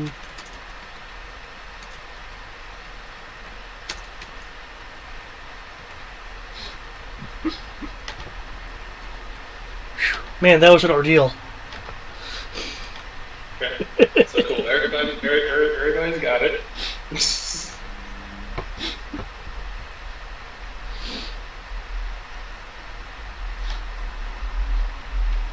I guess this is what I get for generating a shop that was selling items on y'all's level. Man, all that. Whoa. Whoa. I'm not the one being concerned about the cost of things. Well, I mean, again, it's the party's money. You guys can figure it out. I'm just laughing at the...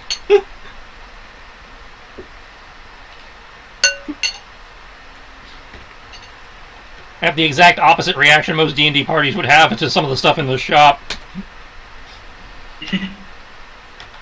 Well, I'm ignorant of what most of it does, so... You can always ask. Mana potions. What does the horseshoe blade do? What does the luck blade They do? only work for horses. You need strapped to horses. Well, they are clearly magical in nature, so that's what they do. Yeah, we need to put them on. We need to attach them to horses for them to do anything. The horseshoes... Can I just have normal Tristan voice? Yeah. I'm sorry, but I was just like, no. The horseshoes come in a set of 4. While they are affixed to the hooves of a horse or similar creature, they allow them to move normally by floating 4 inches above the ground. This effect means they ignore difficult terrain, can cross or stand above non-solid or unstable surfaces such as water or lava. They leave no tracks, and they can move up to normal speed up to 12 hours a day without suffering exhaustion from a forced march.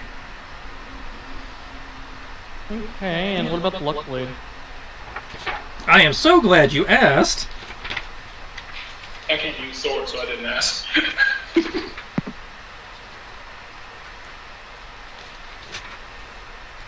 Luck Blade. A legendary sword granting +1 to attack and damage, and you gain +1 to saving throws. Additionally, if the sword is on your person, you can call on its luck, no action required, to reroll 1 attack roll, ability check, or saving throw per long rest. And it has 1d4 -1 charges. While holding it, you can use an action to expend 1 charge and cast the wish spell. This can only be used once per day. How much does the sword cost? It is a legendary blade. So... So 150. Mark up.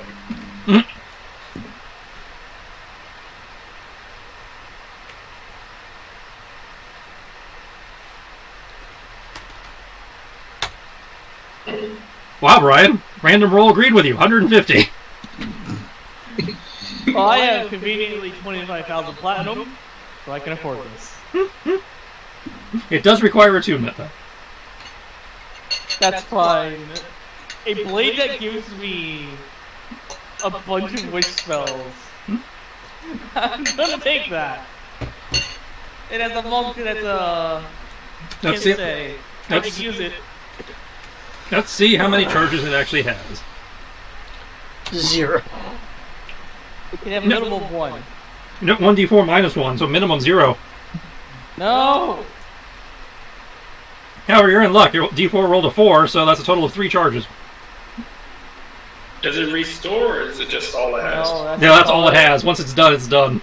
You still get the rest of the effects of the luck blade. You just don't have wish spells. So yeah, it's a +1 sword, as well as a 3 wish blade. Has 3 wishes. So you got a lamp sword. Good. Yeah, effectively. You have a preference in type, long, short, scimitar. So what are you gonna undo from in order to work it?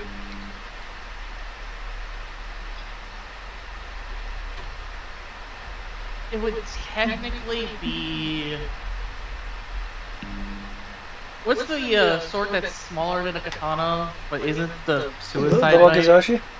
Well, Short sword? yeah, I said that's the short sword, which is the wakizashi. Yeah, I was talking about like the Japanese equivalent. Yeah, which is also the one you use to commit suicide. I thought you didn't use that one. Nope, There you was used the a wakizashi for sword that. blade.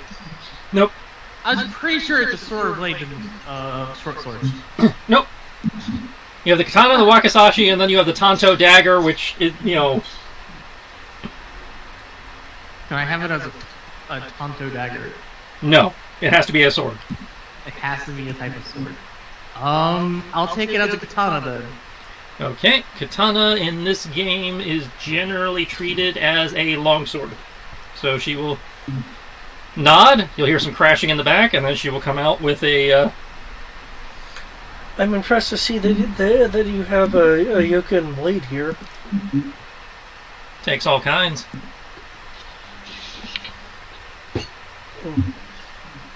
So let's see. I have a naginata, a katana, a wakizashi.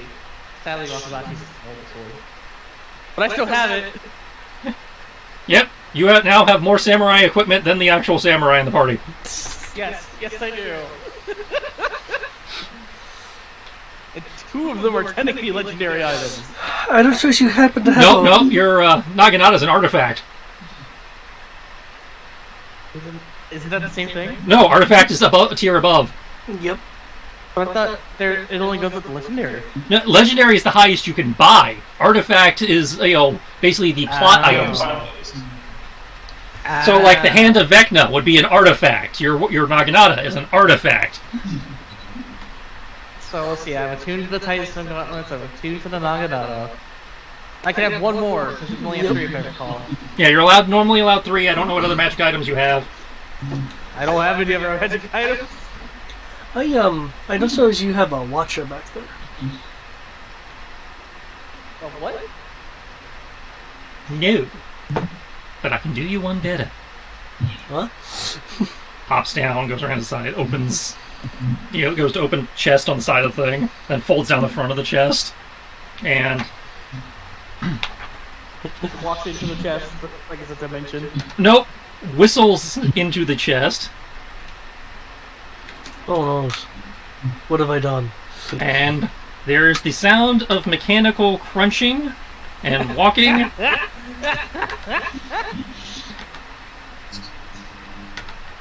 As out walks a giant, and by giant I mean large, looks like steampunk mechanical crab-like creature. No, I'm good. No, I'm good. No, Yes! no.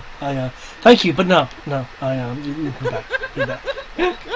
See, this is why you ask about the things on the list versus just assuming they're not interesting. I don't think any of us have any interest for that particular thing, but thank you. But thank you for showing us. I mean, if you show, just slaps on the butt gestures and starts going back into the. Yeah. What is the apparatus of Kawalish? The crab. That's the crab? Okay.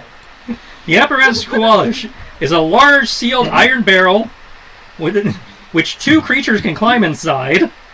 And inside there are 10 levers which operate the creature. Depending on what lever you pull determines what effect it has. I saw what it was, and I wasn't going to ask.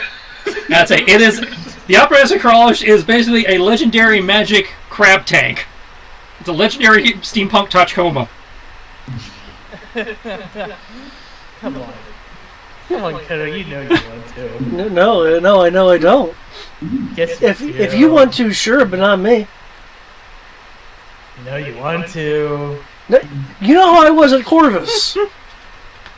Don't worry, I'll put you in there anyways.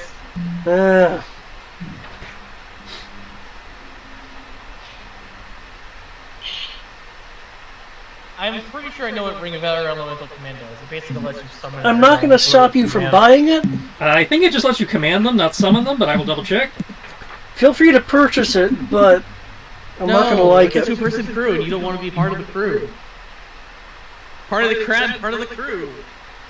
Hey, Yeah, Ring of Air Elemental Command, 2 charges to cast Dominate Monster on Air Elementals.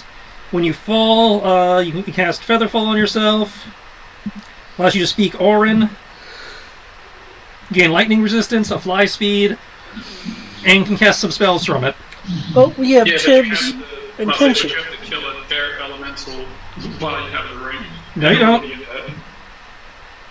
It said, if you help slay an air elemental while attuned to the ring, you gain access to the following additional properties. While wearing this ring, you have advantage on attack rolls against elementals from the linked plane, and they have disadvantage against you. In addition, you have access to the properties based on the linked plane. As I don't know what version you're looking at. I'm looking at the one in the Dungeon Master's Guide. I was looking at the D&D Compendium. I don't know what to tell you. Okay, I mean, I'll take what you say. I'm about to say this one for the D&D 5th edition compendium. It was saying it was like if you help slay an air elemental while attuned to the ring, you gain access to the following additional properties: resistance to lightning damage, flying speed equal to your walking speed, and can hover. Oh wait, yeah, I see it. I see what you're talking about. It's right here. I mean, you can get that for free. I'll take it. Got lost in the text wall. I mean, I'll take it a little bit. But I bet you would. What about the Stelgar skill? It sounds very to the point. So I just want to double check. I was expecting you guys to ask. Let's see. Spellguard Shield. While holding the shield, you have advantage on saving throws against spells and other magical effects, and its spell attacks have disadvantage against you. But I'm about to say, you carry shields, right? I don't think anybody in the party actually uses shields. only the magical kind. I know Cortana has a buckler, but I think that's the closest you guys have.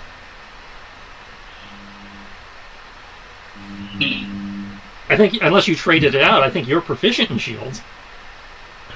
Me? No. No, Tibbs. No, I got rid of it. I didn't see a need.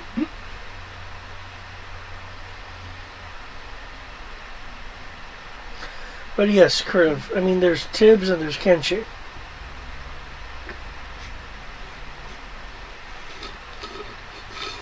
So you don't need me.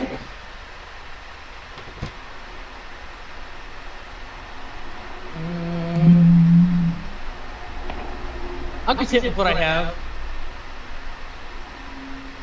All right, bud. Pleasure doing business with you.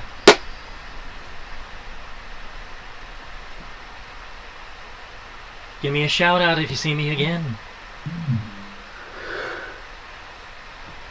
And with that, she goes back around to where she came out of the wagon, picks up her book, goes back inside, shuts the door, and the wagon starts rolling off. Oh no, is it a horseless wagon? It's just going. Oh no. Oh no. Doesn't seem to be using tech or anything, it just seems to be going. So based on your own knowledge and experience, it's probably some form of enchantment, or maybe is being pulled by a, unseen steed?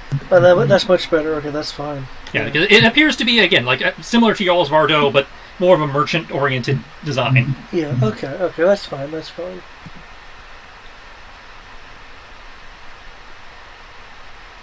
As I know, everything you guys have seen so far seems to indicate that the tech level has not advanced much beyond when the place got sealed off. Alright.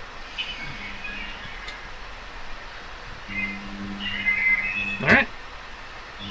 So you guys have done your shopping, and finding the inn is not too hard. It's, relatively close to the entrance to the town. The guards don't seem to pay you any mind since they saw you dealing with the merchant earlier, and therefore you don't seem to be inclined to causing any trouble.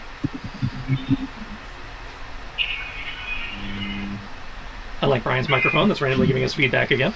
That's that's good. I suppose we'll grab it in, yeah. So again, the inn, it's one of those smaller country inns that you guys, it's been a little while since you've dealt with those, but you're familiar enough, Only have a handful of rooms, but currently there's no travelers, so all the rooms are available. So if everyone wants a private room, that you'll basically be buying them out, but it is doable. Alright. Going right for rooms around here. Do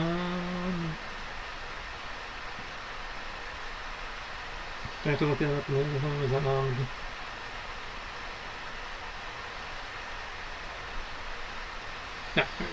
Okay.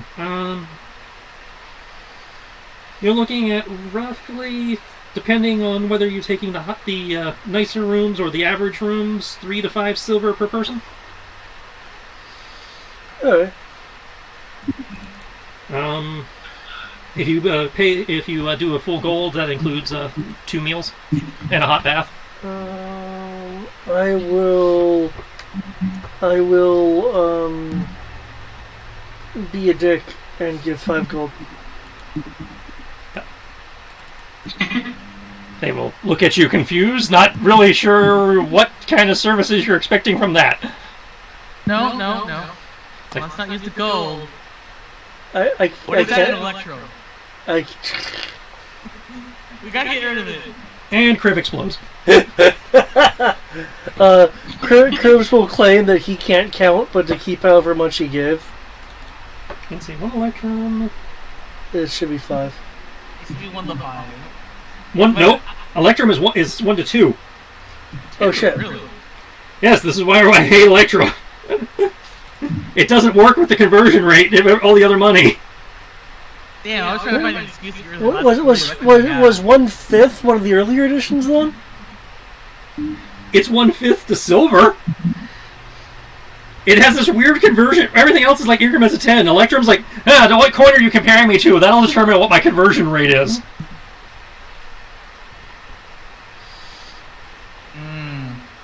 Well, in that case, 1 gold gets us. 1 gold per person. 1 gold per person gets you, a decent room, 2 meals, and a hot bath For 1 day. for 1 day. So we give them all 40 electrum, and we have what? 40 electrum. That'd be 8 equivalent. So say 40 electrum would be 20 gold. Divided by the number of party members is 5, so that would be 4 days. I don't think that would be a bad option until we figure out where we need to go. Sure. If you just want to hang out 4 days and let Kriv get back to normal. Yeah, I would like to be back to normal before we go fight Matthias, to be honest. Well, I mean, you have at least one more adventure before you fight Matthias, because David's got to do his middle thing. Yup. I'm gonna run a fuck! thing. I forgot about that. Okay. Kodo did find one thing. Oh. I'd also like to take the time to turn the Nemesis Rex tooth into something useful.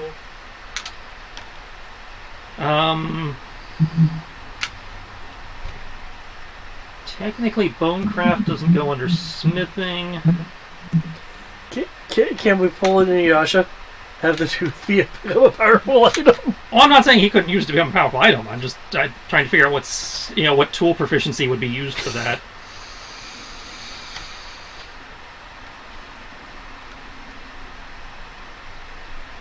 Or pottery.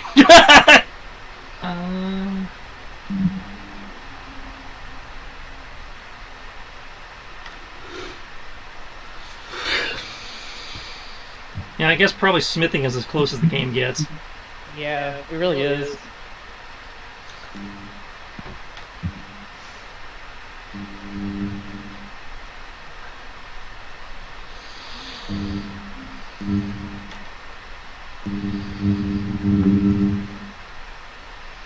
So let's see. That would be smithing. I have that proficiency. So I'd be looking at a strength check. Because of enhanced strength, I have. That's worn off by now. It only lasted an hour. Yeah, I was hoping I could just get advantage out of it. Okay, David, you can check your journal. Also, the feedback as well. Oh.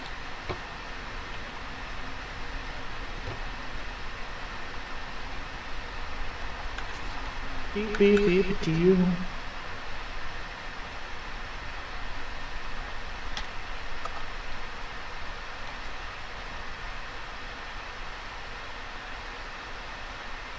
+4 +4 +7 plus 1d12.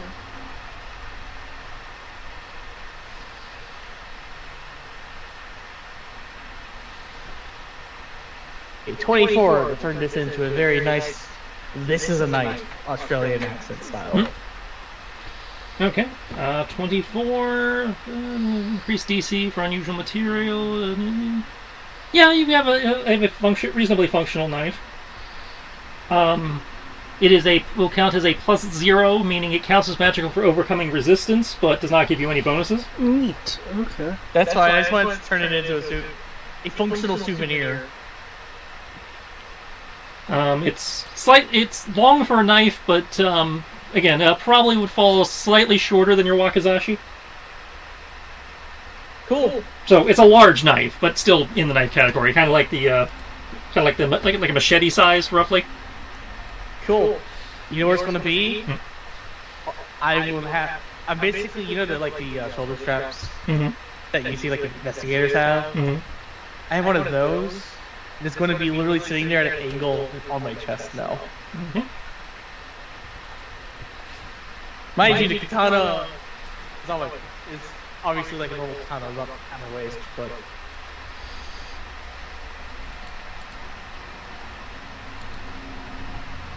And we're not playing Five Rings, so Kenshi will not beat you senseless for wearing it that way.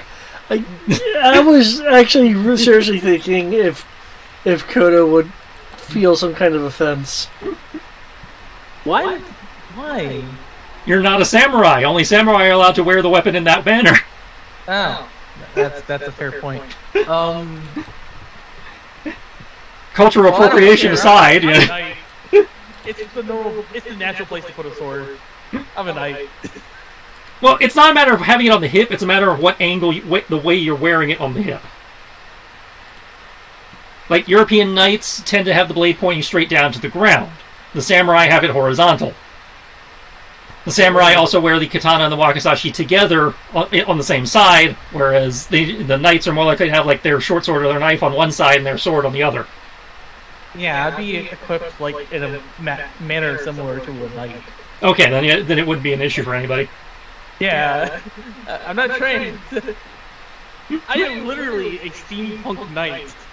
I understand that, but you're carrying Asian weaponry, so it's a question of how are you choosing to wear it, especially with your monk, persona. I have the monk persona, but I'm not ascetic or anything. Yeah, I understand that. That's why I'm saying it's up to you how you're choosing to wear it. We're just asking. No, it would literally be katana on one side. Okay. The monk is actually on the other side. And then you got the knife up on the shoulder. Okay. And the knife up on the shoulder. Okay, so then I carry the naginata. That is the conclusion of the Dino World adventure. This would be where we do the transition to David's adventure. However, we're not doing that tonight, obviously, given the time. And the fact that I think David needs a little bit more time to prepare. I liked the Nemesis Rex / Nedry. I was honestly expecting it to fail and then have Kodo get killed. I wasn't sure if I'd get Kodo. I figured by the time it got to the risk of Kenshi going down, we probably, given where his hit points were at that point, I didn't think it would be a risk there, but I wasn't sure on Kodo, because Kodo really was dependent on making saves or getting creative. Well, yeah. Well, I also have my healing contingency in effect. Yeah, so, which is why I wasn't too worried. It wasn't going to be a TPK, but you guys really were going to get battered, which was the intention, because if the motherfucking T-Rex in a Jurassic Park adventure, it's gotta... Yeah. It needs to perform. And apparently, since again, you essentially had it be a Tarrasque. I used the Tarrasque stat block. I think it only did as well as it did because it had Nedry backing it up. True. Because you guys were taking on basically 2 epic level monsters at the same time. But it sounds like you had a little bit of a reevaluation of the Tarrasque. I still don't like the Tarrasque in comparison to previous editions. I still feel like Not Godzilla is a better Tarrasque. But it does not suck as hard as I thought it would. I still feel like, for example, its spell protections. It sucks, yeah. Yeah, because at the level you're going to be fighting a Tarrasque, most of the bennies they give it no longer apply. Yeah. Because by the time you get to the level it's at, you're not going to be throwing spells that use attack rolls at it. You're going to be using saving throws. Yeah, I totally would have thought it would be one of those things of not even on a resisted, it would have been a roll, and it's depending on what it rolls, the spell's just reflected. Yeah, you see, that would have been, or treat it like a mirror image, where it's you roll a die, no matter whether it's a saving throw or not, and if it rolls a certain number, it comes... Exactly, yeah. Which is what they did with the Godzilla. Which, again, why I feel like Godzilla was a better Tarrasque than... But we had an easier time fighting that than we did the Tarrasque. Well, remember, we weren't supposed to kill it. I'd say you weren't really fighting Godzilla. You spent most of the time just kind of, trying to annoy it. That's a fair point. Yeah, we were defending Cortana. Yeah. If you guys had actually fought Godzilla, I think you would have had a harder time. Because you guys stayed out of its range and spent most of your time throwing debuffs or harassment at it. And I was just being literal, I'm just going to stand in the way and be damaged for Cortana's sake. Yeah. Because it had a lot of abilities based on you guys attacking it, and you guys weren't attacking it. But that said, due to that boss battle and the fact that the fact that my roll 20 on this game is now working, and I'm transitioning to Kenshi back as a player for the next adventure, able to play a card, meaning you guys did level up. So you are now 27. Woo! Yay! I don't know if you'll make it to 28 because you're 170,000 away. Damn it! You better do it. I'm gonna be upset if you don't. I think you might make 28 by the time you beat the final boss, but I don't think you'll be 28 for the final boss.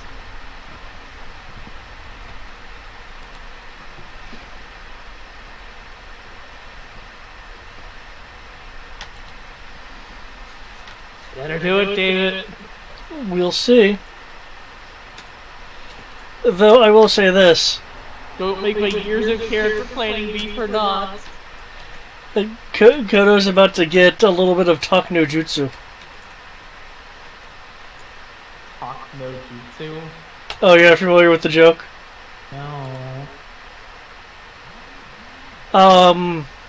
Are you familiar with the Naruto and their jutsus? The anime Naruto and their jutsus. I've seen the original, some of the original stuff. Yes. Right. While I have not seen it myself, I've read enough about it that there is a joke concerning later on in the show, like later on in the Shippuden era. There's a joke called Talk no Jutsu, and it's basically, the main characters speechifying or negotiation or just, hey, let's just talk about it. Is so powerful that it might as well be a jutsu unto itself. Hence the phrase "talk no jutsu."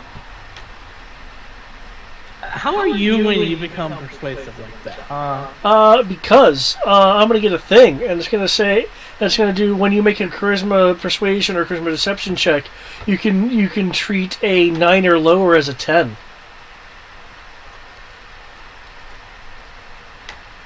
Well, that's right. You haven't got any of your stuff plot related yet. Actually, he just he has both his plot related items at this point. I thought you didn't get them yet. He got one off of Elgana, and he just got the other one off Nedry. He got the other one off Nedry. And I guess noted a little bit more to just, he went there and checked it, and then that's it. Well, again, that's the thing I forgot to mention when he was over there, and I was like, oh, fuck. And I also will get the ability to, as a bonus action, debuff a target within 60 feet. Which means, in theory, next adventure you guys will be looking for Brian's plot item. That's right, we don't have Brian's yet. We have his vestige, but not his Yep. item.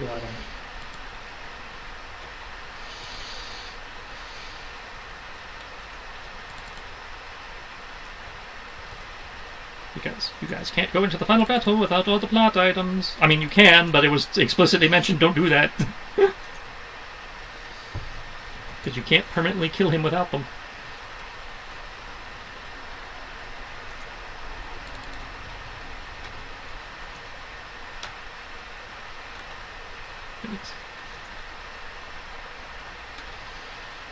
Choose your level, your final level wisely. And with that, I'm a 20th level cleric. Woo!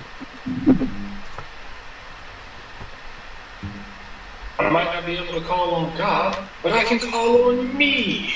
And I will always succeed because I want it. I will give me what I want. I don't even know how that works.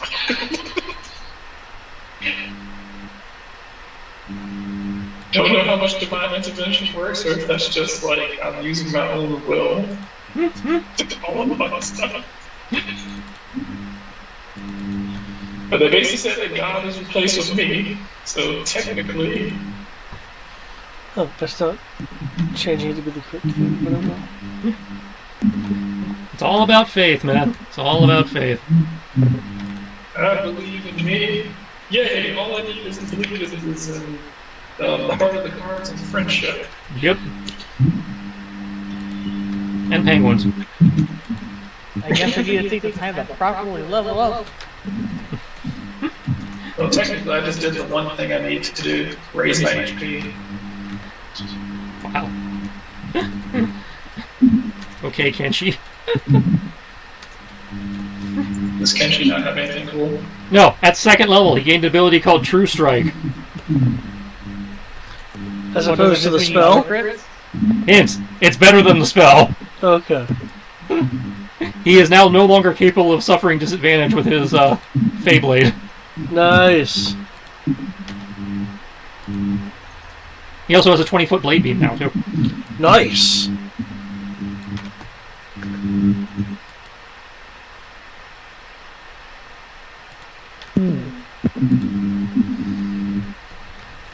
Okay. Okay, so I can use, technically, depending on how long this goes, I can use divine intervention one time during our time here. Well, travel time. We'll see how long travel time is, but. Yeah, like I say, the moment I use it, I have 7 days. 7 days. 7 days until the next godly thing happens. Pretty much. Let's see, light domain. What do I get? I'm pretty sure I get nothing. Yeah, I got the last thing at 17. Subtract the number rolled for the next saving throw it makes. Awesome.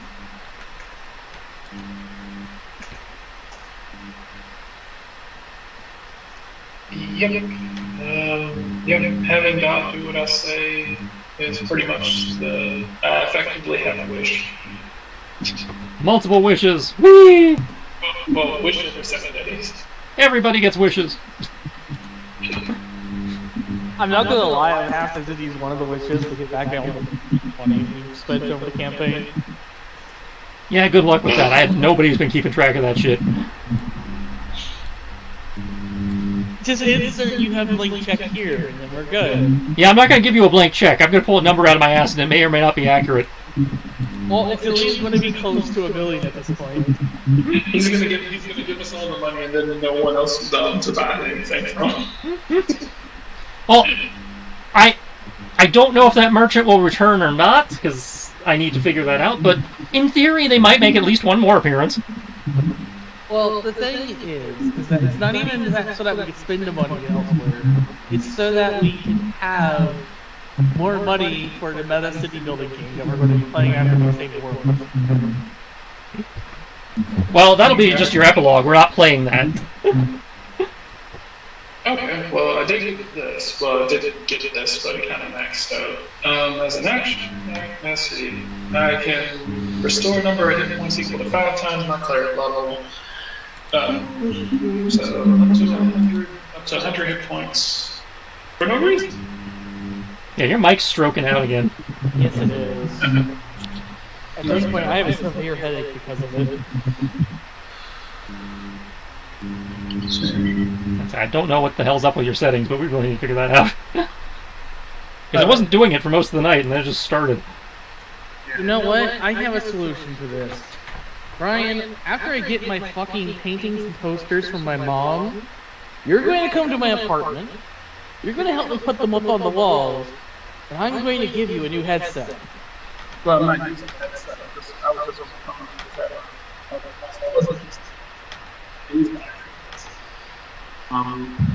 You're going to use a headset, my god. Yeah. Well, I'm on my phone, and my phone doesn't have a headset. It just has, Bluetooth earbuds. You don't understand. You're getting a headset for it. Well, that's fine, but he doesn't have a headset port, so there'd be no point giving him a headset. No.